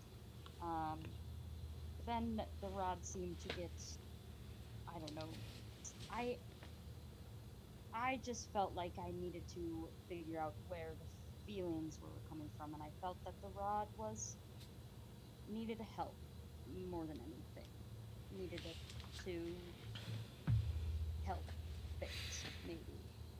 Hmm. She, you get the slightest flare of a new emotion from the rod, and that emotion is intrigue. Mm-hmm. She looks at you and she's like, You don't seem like you know much of my people. You're not from around here, are you? No, I have journeyed quite some way to. I know that you are Kunari. Uh, I know your name is Cerebos, or your rank or something is Cerebos. I know that this rod is somehow connected to your feelings. I know you're at war with their people of Antiva. I've never met a Kunari, so if that explains part of my lack of understanding. Well, I'm here now. Ask away. It seems like our time will probably be short because I'm sure your Antivan friends will come here, and once they decide that you've gotten all your answers, that I will be of no use to you. Well, I hope we can find another outlet, but I will make use of this time if we can. Um, I would like to ask, is Cerebos your name? Because She it doesn't will. make sense to me that they would know your name. Yes. I suppose that would be confusing from someone unfamiliar on the topic. Cerebos is my name. The first lesson of the Quinari that I can share with you is that we do not hold names in the Quinari. Everything is what it is. And so, since I am a mage, I am Cerebos. And similarly, the person who wielded that golden trinket on your back, his name was Arvarad. And in your tongue, you would come to understand that a Cerebos translates for, in the technical sense, translates to a dangerous thing. But I believe the word you guys use is colloquially. That word means mage. Arvarad is the word that stands for one who holds back evil. And in my culture, the Arvarad is the one who watches over the Cerebos. We have other functions, but those are the primary ones in the Quinari. In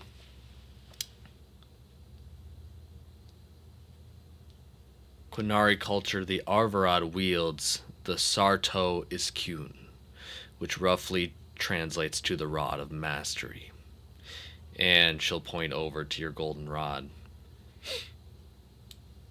That rod right there is the only thing between me and the death of your companions.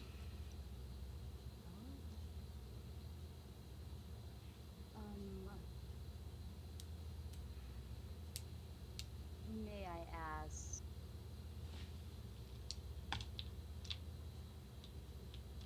so you asking for permission through the rod the first time was permission to cast your spells or to act? What were you asking or asking for? Well, your companion insisted on holding a sword to my neck while I was in here. I was not armed, nor was I in the middle of even performing a ritual of any sort, so I naturally took a posture of one who would want to protect themselves from the opposition. And when I noticed the rod was here, I asked for permission because naturally, what one would do in that position would probably be protect themselves. So if the rod wasn't here, what would you have done?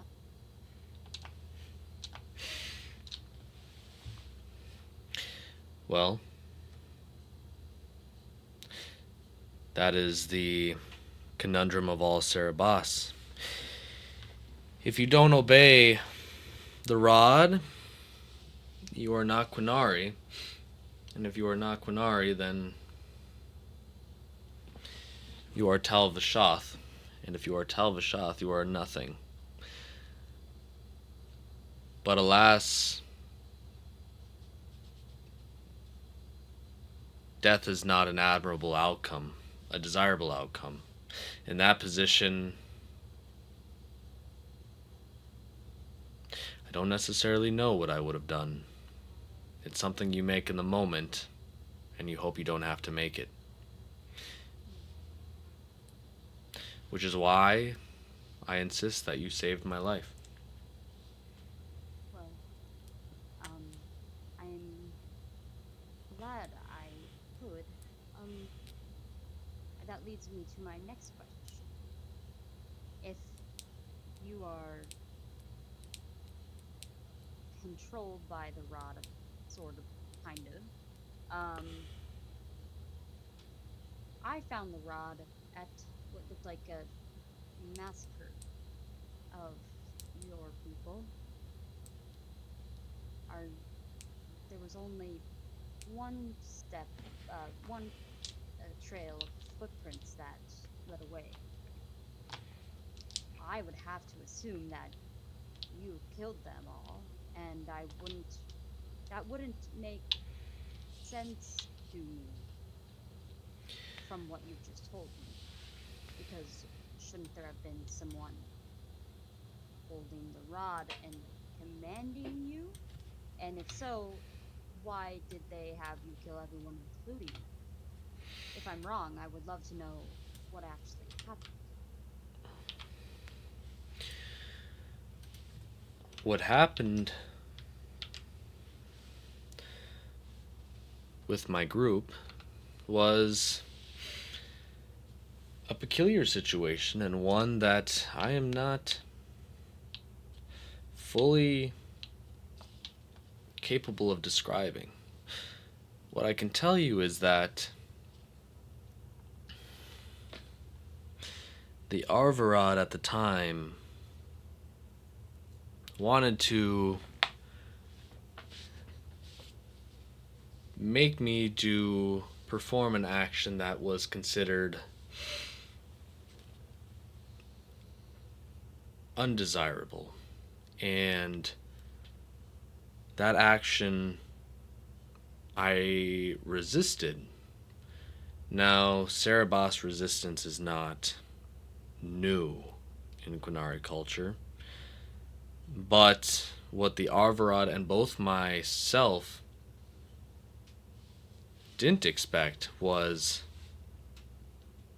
that when I resisted the rod, that I didn't get resistance. I felt, what would you call it? We would call it free will,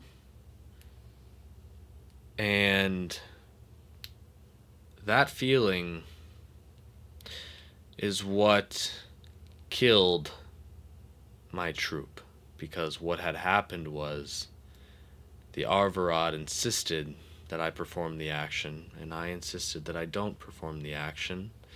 And with the other Quinari nearby, they saw weakness and saw falter, incompetency, And so an Arvarad who can't control the Cerebos is no better than a Cerebos themselves, and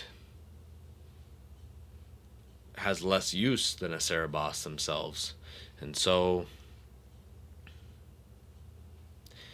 they killed him, and in the process of trying to exert control on me again, they killed all of each other. Hmm. I fled because I had no Arvarad to restrain me, and that's what brought me here. So, and pardon me if I'm being um, insensitive, but if have you, hmm,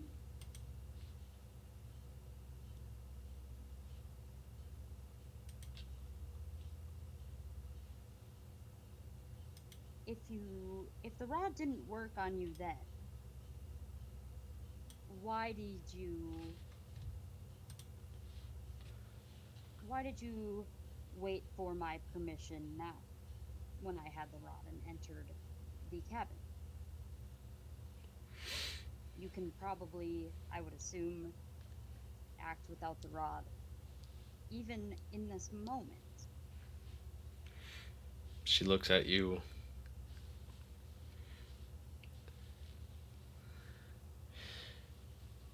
and she nods slowly. Um, you get the impression that this Sarah Boss woman is kind of pretty educated. You don't know much about Quinari people, but Yeah. for a woman that's bound in chains and armored up and has a maskless face, and she actually is an intellectual of sorts. And so with the burden of intellect, she kind of is uh, she is she is performing the social equivalent of holding your hand as you're Yeah. picking up the pieces. Yeah. She says, Joe. Do you go by Joe? Yes. Now I do. Joe. Oh my goodness. Joe, you are correct that when asked for permission and you said yes, I did respond inclined. But notice how that was still of my own free will. What happened with my troop was they exerted their will through the rod onto me and it did not work. I reached through my will to you for permission. Those are two different things. If you forced me to submit right now, well, I guess I can never say never, but odds are it probably would not work. Mm, I see.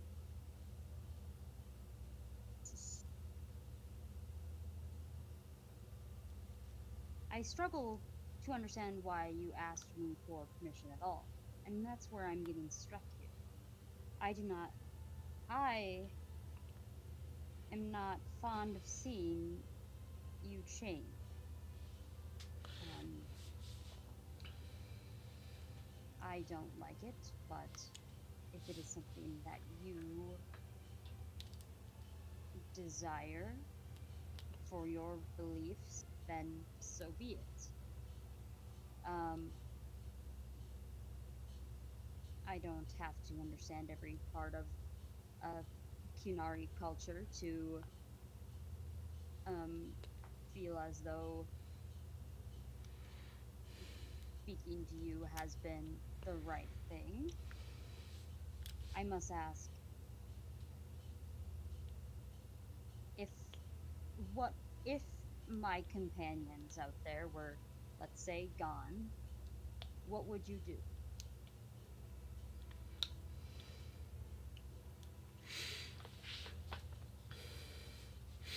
She would look at you, and her composure would stiffen a little bit, and from the rod, if you're still holding it, you would I feel a familiar, one of the first feelings that you feel again. am. You would feel finality. And she would say, if you leave now with your companions, what happened prior to your arrival would resume once again, which is my life is forfeit.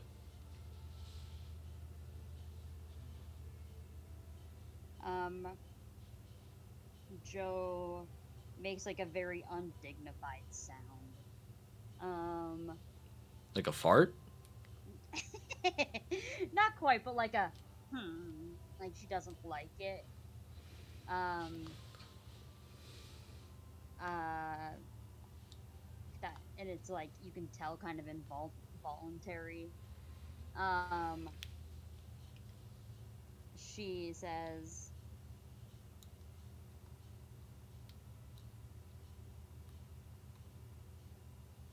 "Why? Why? Because you already know the answer, Joe. Yeah, but I don't like the answer. A Cerebos with no Arvarad is a threat to themselves and everyone around them. Well, let me be your Avarat then.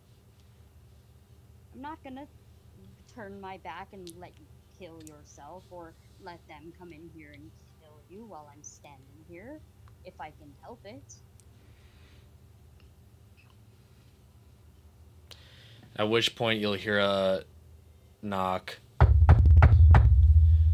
Joe, Yes. wrap it up in there. And then Okay. the Cerebos will look at you and she says, what happens with my life is completely out of my hands at this point. Do with that what you will, Joe. And with that feeling of finality comes the most ever so hint of peace behind those words. Joe will say, if this is what you want, I will. I would like to at least let you do it on your own, by your own terms. Um,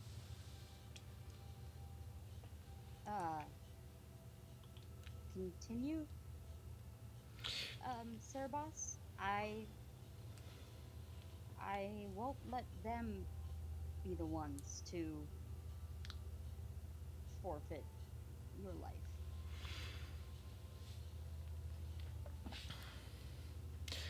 Cerebos will look at you and she will say, if that is your wish. Um,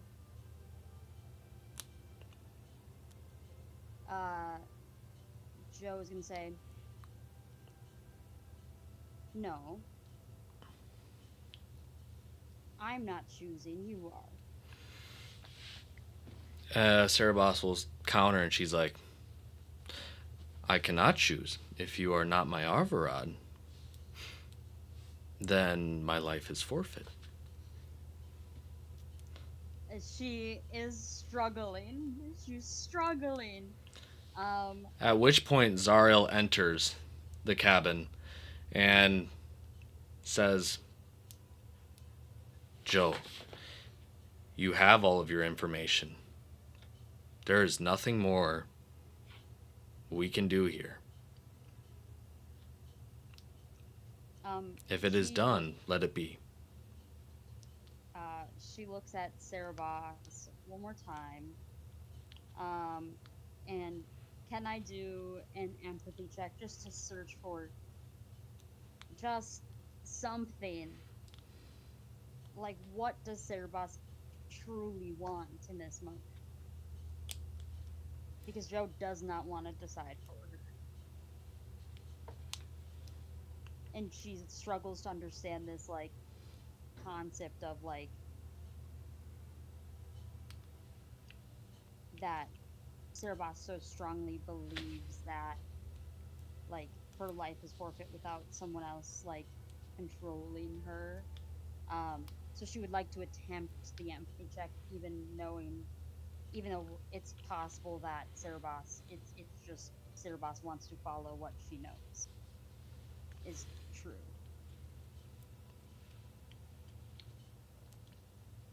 Yeah, go ahead and roll.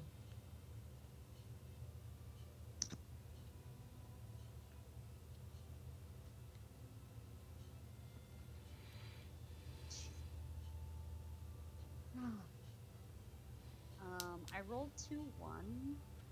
Um, that is a total of 8. With an 8,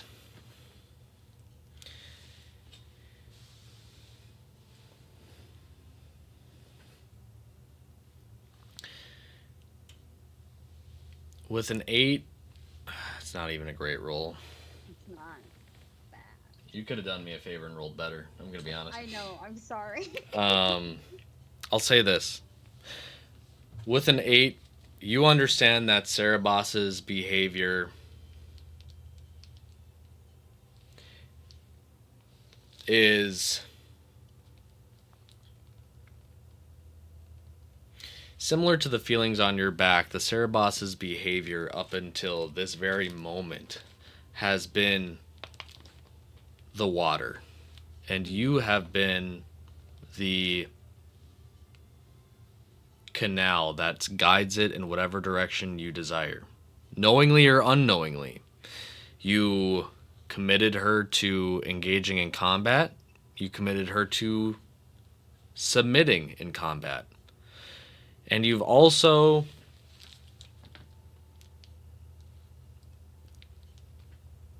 had her communicate with you when others would not. Um, you get the impression that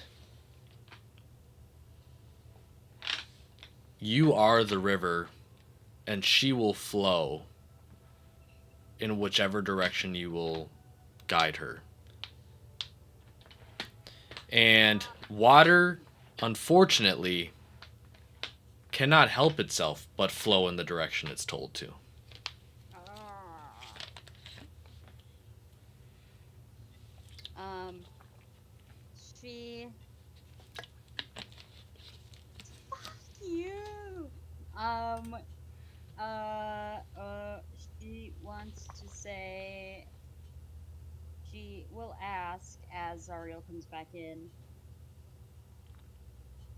Is the only solution here that you kill her?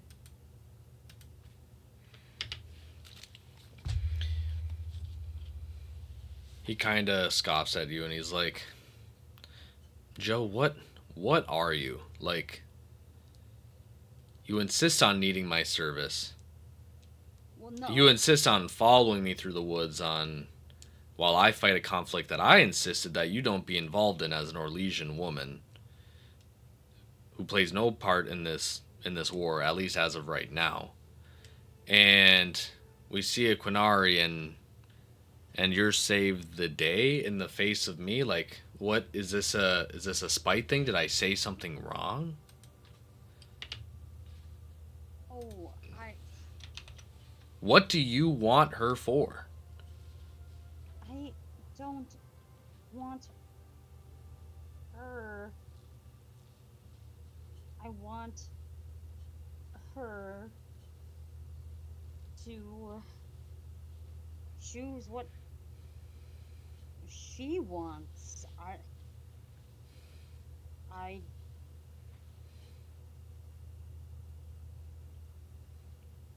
maybe I don't understand enough about what's happening. I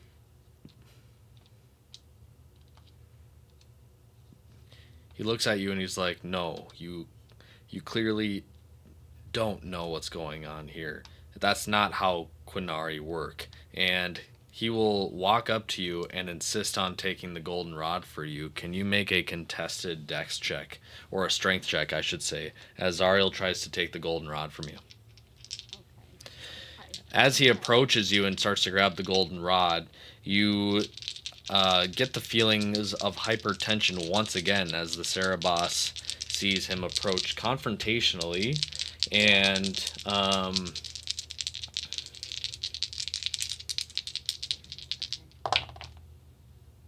I rolled double fours, and you said dexterity. no, we'll do a strength. Oh, strength. Okay.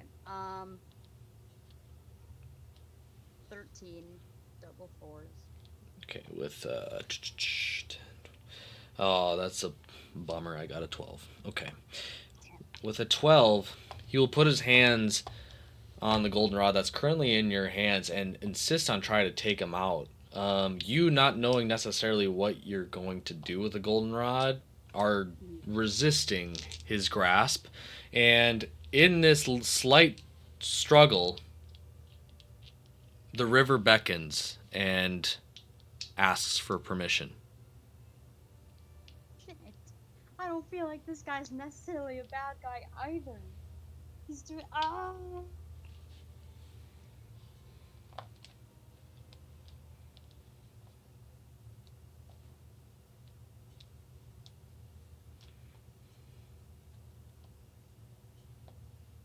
she is so not a fighter. She's going to do the most cowardly thing that she could do. Um, no, no. Come on, little farm girl. Think about the dairy. I know, I'm thinking about the dairy.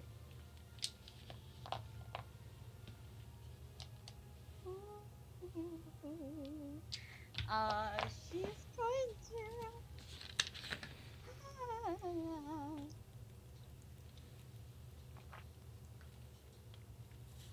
She has no reason to side with either of them. So I have to do a. Oh no. She's going to hold on to the gold rod.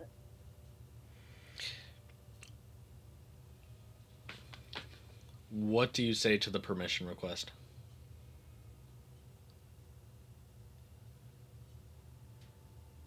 I tell her, in with the permission,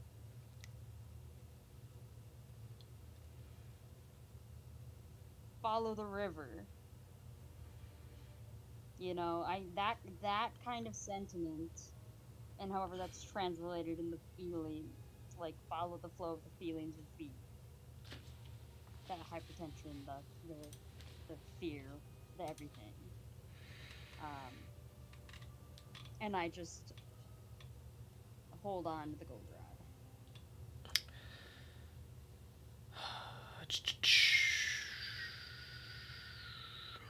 and I look And at Zariel with like pleading eyes.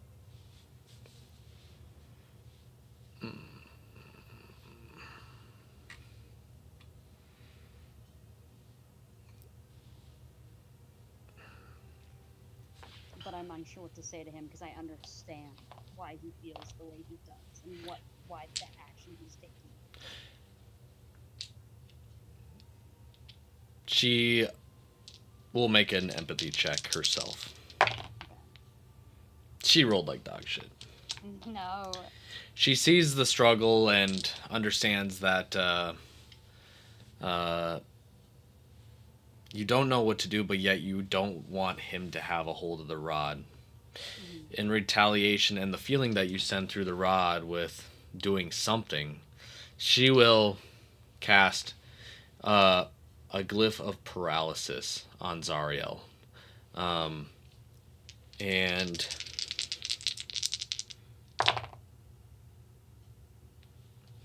he will fail the check and become frozen in front of you, unable to move. And he will be paralyzed for an undisclosed amount of time. But you know you don't have much time from what you understand from glyphs of paralysis. You know that at maximum uh, they last about a minute. Mhm. Um, so you have Zariel frozen in front of you, struggling to grab hold of your rod, and Cerebos will say, his friend will probably entering shortly. I suggest we take action or you simply just leave. She, I think, ah,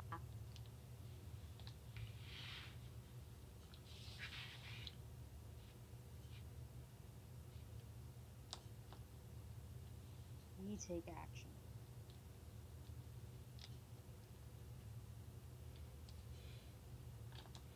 The Cerebos will. No, that's what she said. She said we should take action. Joe says that?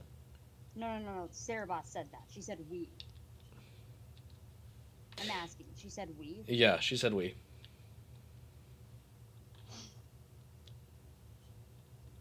She will once again turn around.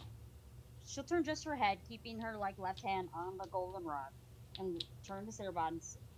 Turn her head to Sarah Boss and say, "Do you want to live?"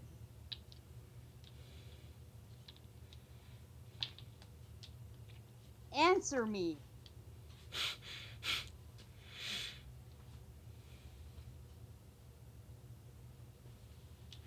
She's gonna make a cunning check. Mhm.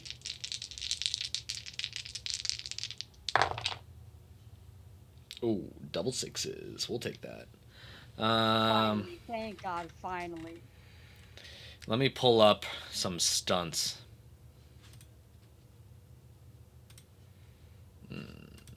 Let's see here. Oh, I gotta roll my dragon die. All right. A 3.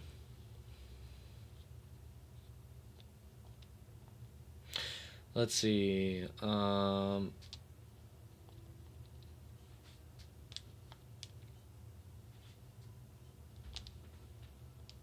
Mm, I've played Dragon Age. I know there has to be a way to get them both. I know there you has also to. know how to get the worst ending. So, I do. I know both those things. and you're trying both of them. You're like, ooh, let me double dip. I'm really trying both of them. Yeah. I really am. Cerebos will be using an undisclosed stunt Awesome. for the Good. Good. purposes of you. Good. Good. Um, and she will say, she will look at you, and with a look of fealty, she will say, yes, I do want to live. Okay. And she will walk forward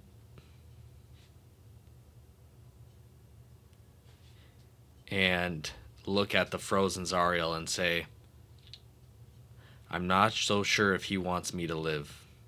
So what do we do now?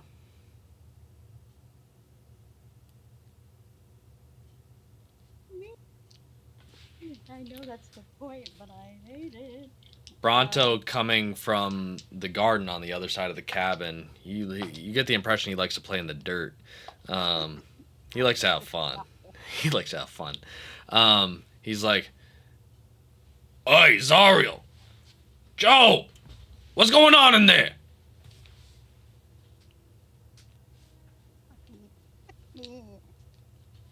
um.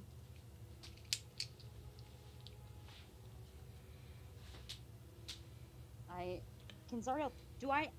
Okay. I know enough about the paralysis to know. Can he talk during it or no? No. Nope. Fucking shit balls. Um, she wants to live. You know, fuck me. I know. I know what I'm going to do. I just.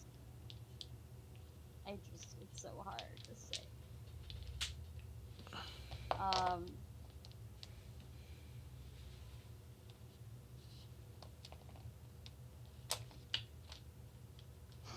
I think after all of it, um, she, Joe, feels more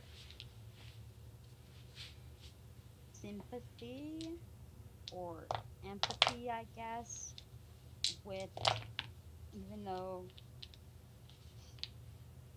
with Sarah Boss because of things. She's going to.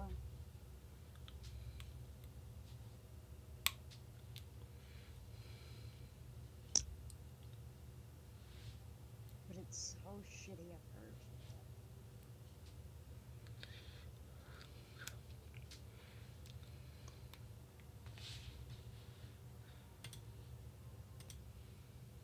One, she's going to say to Sarah Boss,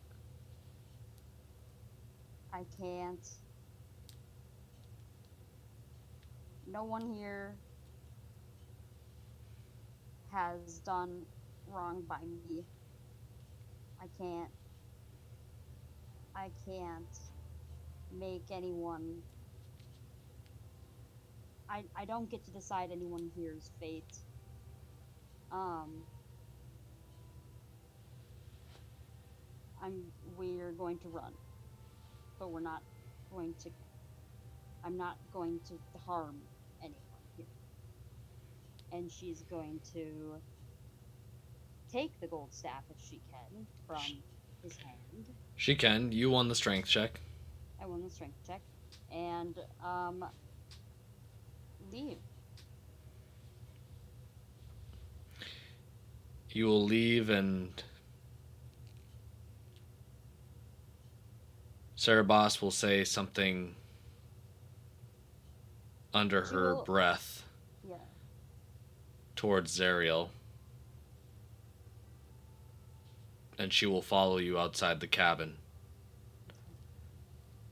You guys can run to the left, to the right, or back up the path that you came down. You know Bront is back in the garden, and if you choose to go left or right, he may see you. But besides that, where do you go? Um, I'm going to just like literally roll a dice to see what direction we go. Um, we're not going back up the path. Um, one, two, three's left. Four, five, six is right. Uh, right. Um, and um, I'm going to start running, knowing that I can outrun Bronto. Once I hit like the top speed, I'm going to say, um, "I'm so sorry, Bronto," and keep running. Cerebos will follow you in tow silently as you guys make your way deeper into the forest where there is no trails, no paths, no footsteps, no Zariel, and no Bront. And that is where we will end session one God, I today. fucking hate it. So, No. as is tradition in Reclamation, Pearl, how did you feel about the session? Session one? I knew you were going to make me choose hard things, and I was fully prepared for it. and I still was not ready for it. Oh my gosh. What caught And you off guard the most? I don't even think I was. No, I was. No, uh, I think what threw me for a loop the most was the staff and feelings, Cerebos' feelings, because I know that she. Now I know that the feelings I felt outside the cabin were not really necessarily related to me and Zariel. Um, Not necessarily as in like she didn't really know we were approaching and she was planning on killing herself. Um, but I didn't know that. So I was more hesitant based off the feelings that I was getting, although not knowing what they were stemming from. Good. Yeah. Uh, I feel like I want Joe to be more confident and things, but this was so outside her wheelhouse of like what she knows is right and wrong. Because like she knows the alleged things about Kunari, but she also knows the alleged things about all mages, and she doesn't really believe them. Um, and this is the first Kunari she's met who seemed mostly defenseless at first, but also overwhelmingly understanding overall. So she just was at a complete loss for what to do. And she's also never killed anyone, so she did not want to like make this combat actually happen. Um, but she didn't see a way of a peaceful she couldn't see a peaceful outcome. Yeah. Either yeah. So that's where she decided to run, but her biggest thing at the end was like, if I run, do these guys care enough to like come find me? And Yeah. she's not sure. Yeah, that was kind of the design of it all. I really wanted to uh I think the rod idea when I had that, I'm like, oh, that is so good, and she's just not gonna see it coming because it's such a small detail in Dragon Age lore as a whole, and kind of a blink if you'll miss it with Quinari lore. That that's why I texted you a couple of days back. Do you know what you have? And then you took it as an equipment thing, but I was referring to the fucking golden magical item you fucking picked up in session 0. But some things just aren't clear, and I understand that. So uh, that's why I did that specifically. And yeah, I definitely wanted to throw you through a loop with this Quinari character and her presentation. Um, I would be lying if I said I wasn't playing the game of knowing your audience. I definitely was knowing my audience here. Oh yeah, And so yeah, that's why I designed Cerebos to be a big pain in Pearl's ass because, similar to Baldur's Gate 3, you can't get by just saying, you do what you want. Because yeah, some characters, they don't believe in that. yeah, So, especially when you're the hero of the story. So, mhm, that, yeah, and yeah. I just like I knew that even if I got her to like say what she wanted, she would still default to me, and that's why I was so getting so about it because I just was like, I want her to choose because like Joe's whole thing is like, I know Joe and yeah, Pearl's whole thing is mage autonomy and freedom from the oppressor. I get it. I get it. That's exactly why I did this. Oh, Joe's whole not even thing. No, it's you, no Pearl. no no no no no no You're no a no no. male woman. That's I was you. gonna say I was going to say specifically Oh, Joe's thing is that like with the whole crime why she got outcasted, she did that knowingly of her own volition and like was fully prepared and okay with the consequences because they suck sometimes. Yes. Was it maybe a little bit different than she expected? Yes. But she's still like, yeah, I did that and I don't regret it. She doesn't feel like anything Sarah Boss has done can really be held against her for anything. And so she's like, well, this isn't fair that they blame this woman when everything she's done has been in response to this freaking person that like is her master. Like that seems so incredibly wrong to Joe from what she knows or doesn't know about the Canary and the Antiva nation. Um, so that was her mindset. She was like, well, I know at least the crows, I think, have been able to like, have autonomy in their life. She's like, I'm under the impression they have. This woman, I don't think has ever had a chance, and that's why she had to choose her. Yep. Yep. Yeah. I hear everything you're saying, and I'm like, yeah, that was the philosophy behind the choice. And trust me, I try to make the choice actually as easy as possible, but you decide that like Antivan crows are deserving of compassion within the first 3 hours. Turns out if you're cute and you bat your eyelashes a little bit, you deserve to live regardless of the crimes. Hey Cause man. cause yeah, once I Yeah. described Bront having a bald head and a black beard, it was over for you. You're like, he has to live. He has to He's live. my buddy.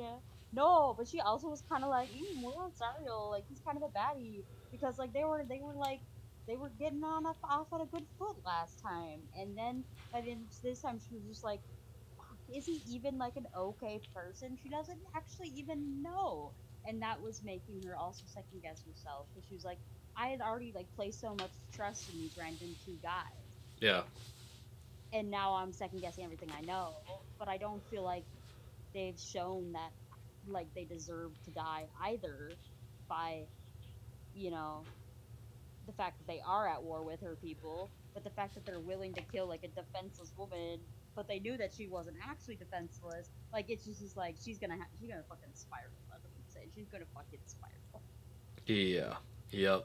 Yep. And that was the idea. So, uh, it did take longer than I thought, but I'm glad it took that long because the goal of what you were trying to get was not envisioned for me. I thought you were definitely going to pick the Cerebos's side and either come to the conclusion that you need to dip and run sooner or be like, all right, fuck it, we're killing these guys. Um, but you just being the albatross you were, you're like, no, everyone's gonna get along, and I'm like, okay, well, we're gonna Well, draw and this out because these are two warring factions, and they are because of that. It's gonna be very, very, very hard to get them to just sit down in the same room and just talk things out. Um, so if you want this outcome, sure, but you're gonna have to work really hard, and everyone's gonna have to roll really well to get that. And we were not rolling really well, but we were really certainly well. working hard. We were certainly Yeah, working hard. We can say that. but that was and like that's what happened to me though in Dragon Age Origins. That's where I really messed myself up was trying to get everyone to get along and not picking the right options because I wanted so badly for everyone to get along. I ended up shooting myself in my own foot, and that's what I was worried was going to happen here. Was that, and I still kind of did a little bit. I think um, I was worried that I would end up, either killing Cerebos and then them leaving me, basically, or fighting with Cerebos and them killing her and like taking me hostage because you're like, well, I can't actually kill her. Or fighting with them and killing Cerebos and then still like not getting along with them and telling them that they did the wrong thing and leaving anyway. I was so afraid of ending the session completely alone. Yeah, And yeah, I still almost did. I feel like yeah. And hey, don't sell yourself too short. I mean, hey, we got session two. You could still we end do up have alone. I could still end up alone.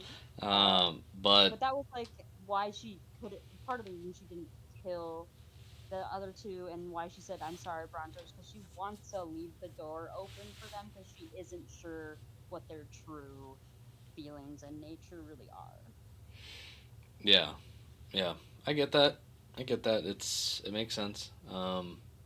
But that's what made this episode super fun because it wasn't. I mean, we did have initiative, but it wasn't really combat. Combat. It was like, well, actually, Zariel nicked her pretty good. Um, I'll have to look at that. Yeah. yeah, because she took 10 HP, but yeah, that was a lot of discussion and fighting and discussion and fighting and discussion and fighting, and it's kind of hard when it's like you're role playing everyone else except the main character. So it's like, oh, I got to juggle all this dialogue in the cranium. So that's You did a fucking great job though, because that's hard, and they're three very fucking different characters. yeah, yep. It's a bit of a challenge, but I mean, basically, the Rod was his own character for a while. If we're gonna be for real. exactly. And I was yeah, I'm glad it stumped you as much as you did because it's like Well, because I I'm knew Pearl knew, but she had no reason to know, and she wasn't rolling well. So I was like, okay. did you know that was the Quinari mage controlling device? I figured it out before I showed. I figured like Pearl figured it out before, in the session prior to her telling her what it was. Because at first I No, I'm thought, saying when oh, did Pearl know? oh, when did Pearl know? Um, as soon as it asked for permission, I was like, oh shit, I know what this is. Um, or at least maybe I didn't know exactly, but I knew that what I had was I knew what it was enough.